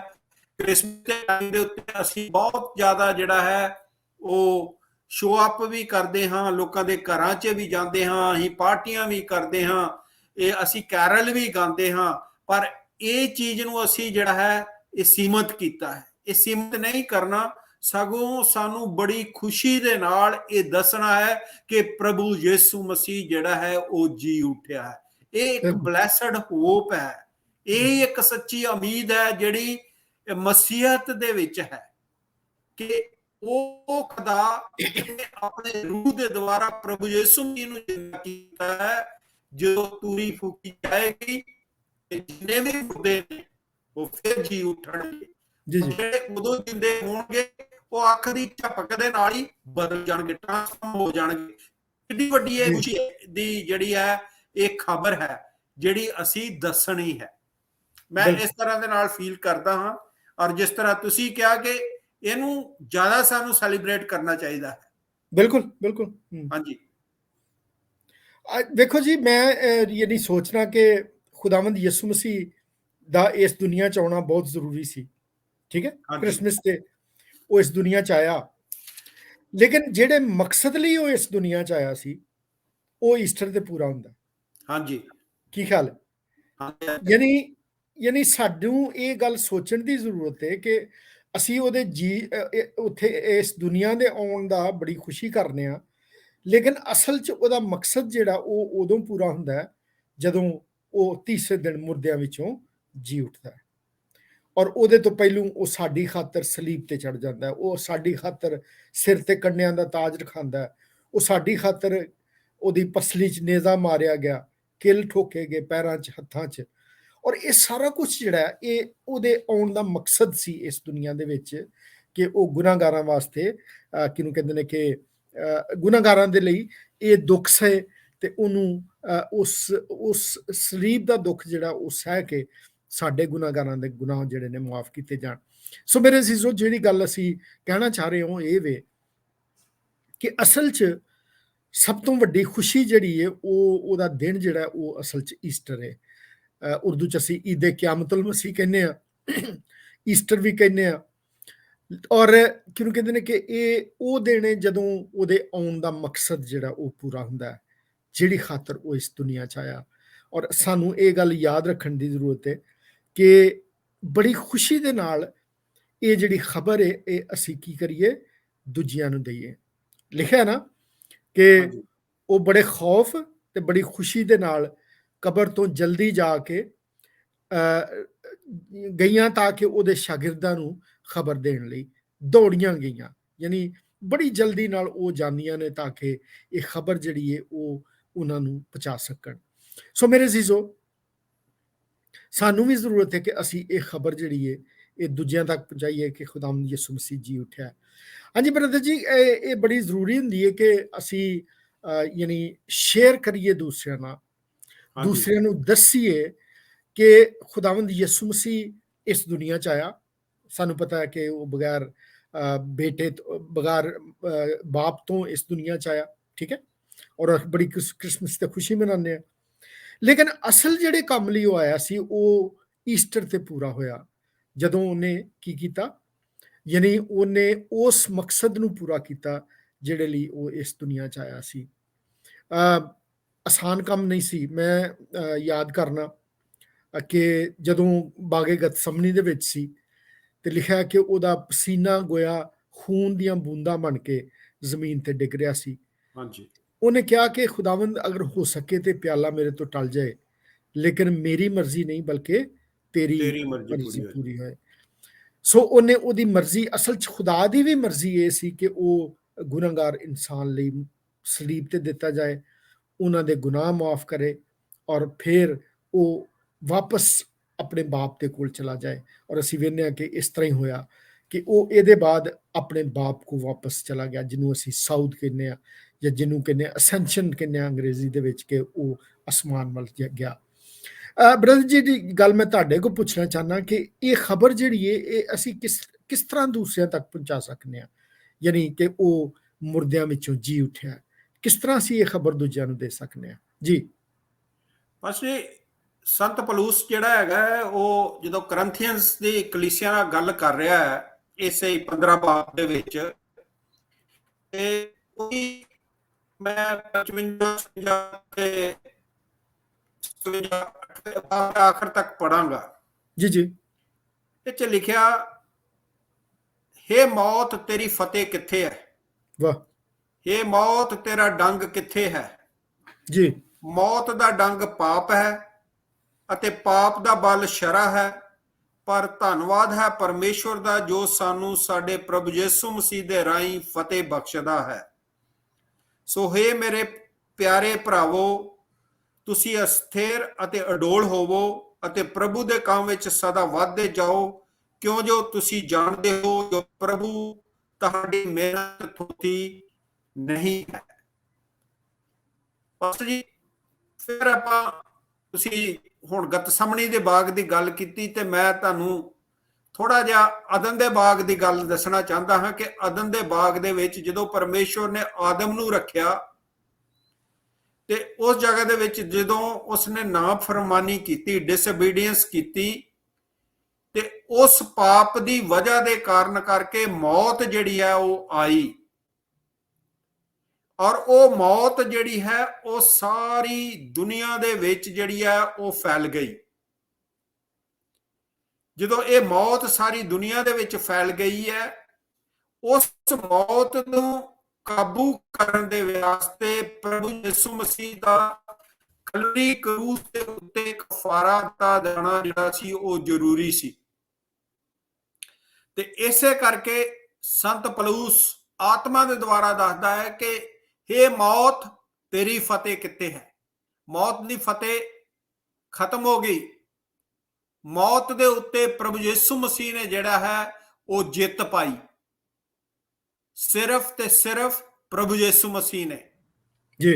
ਔਰ ਇਹ ਜਿਹੜਾ ਮੈਸੇਜ ਹੈ ਇਹ ਸਾਨੂੰ ਸਾਰਿਆਂ ਨੂੰ ਦੇਣਾ ਹੈ ਕਿ ਦੁਨਿਆਵੀ ਇੱਕ ਮੌਤ ਜਿਹੜੇ ਇਹ ਸਰੀਰ ਜਿਹਨੇ ਦਿੱਤਾ ਹੈ ਉਹ ਪਰਮੇਸ਼ਵਰ ਨੇ ਇੱਕ ਜਨਮ ਦਾ ਦਿਨ ਹੈ, ਇੱਕ ਮਰਨ ਦਾ ਦਿਨ ਹੈ, ਉਹਦੇ ਬਾਅਦ ਇੱਕ ਨਿਉ ਦਾ ਦਿਨ ਹੈ। ਔਰ ਉਸ ਨਿਉ ਦੇ ਦਿਨ ਦੇ ਬਾਅਦ ਚਾਹੇ ਬੰਦੇ ਨੂੰ ਇੰਟਰਨਲ ਲਾਈਫ ਮਿਲੇਗੀ, ਇੰਟਰਨਿਟੀ ਦੇ ਵਿੱਚ ਜਾਏਗਾ, ਚਾਹੇ ਉਹ ਹੈਲ ਦੇ ਵਿੱਚ ਜਾਏਗਾ, ਮੌਤ ਦੇ ਵਿੱਚ ਜਾਏਗਾ, ਜਿਹਨੂੰ ਉਹ ਦੂਜੀ ਮੌਤ ਜਿਹੜੀ ਆ ਉਹ ਕਹਿੰਦੇ ਆ। ਤੇ ਇਹ ਪ੍ਰਭੂ ਯਿਸੂ ਮਸੀਹ ਨੇ ਈਸਟਰ ਦੇ ਦਿਨ ਇਸ ਮੌਤ ਦੇ ਉੱਤੇ ਫਤਿਹ ਪਾ ਕੇ, ਜਿਸ ਤਰ੍ਹਾਂ ਤੁਸੀਂ ਦੱਸਿਆ ਕਿ ਪ੍ਰਭੂ ਯਿਸੂ ਮਸੀਹ ਜਿਹੜਾ ਹੈ ਉਹ ਸਵਰਗ ਦੇ ਵਿੱਚ ਜਿਹੜਾ ਹੈ ਉਠਾ ਲਿਆ ਗਿਆ। ਜੀ ਜੀ।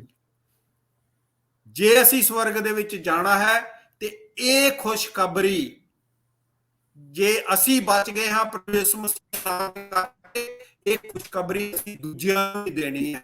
ਦਿਸ ਇਜ਼ ਅ ਗੁੱਡ ਨਿਊਜ਼ ਜਿਹੜੀ ਆ ਉਹ ਸਾਨੂੰ ਦੇਣੀ ਹੈ ਕਿ ਪ੍ਰਭੂ ਯਿਸੂ ਮਸੀਹ ਮੇਰੇ ਪਾਪਾਂ ਦੇ ਕਾਰਨ ਕਰਕੇ ਉਹ ਘਾਇਲ ਕੀਤਾ ਗਿਆ, ਮਾਰਿਆ ਗਿਆ, ਉਹ ਦੱਬਿਆ ਗਿਆ, ਉਹ ਤੀਜੇ ਦਿਨ ਜੀ ਉੱਠਿਆ, ਉਹ ਬਾਪ ਦੇ ਕੋਲ ਚਲੇ ਗਿਆ। ਜਿੱਥੇ ਬਾਪ ਦੇ ਕੋਲ ਉਹ ਹੈ ਉੱਥੇ ਮੈਂ ਵੀ ਹੋਵਾਂਗਾ।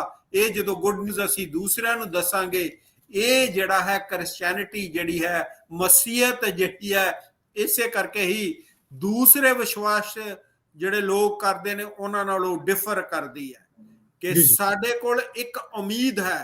that is a blessed hope ਹੈ ਕਿ ਅਸੀਂ ਪ੍ਰਭੂ ਯਿਸੂ ਮਸੀਹ ਦੇ ਨਾਲ ਹੋਵਾਂਗੇ। ਬਹੁਤ ਅੱਛਾ, ਬਹੁਤ ਅੱਛਾ, ਬਹੁਤ ਸ਼ੁਕਰੀਆ ਜੀ।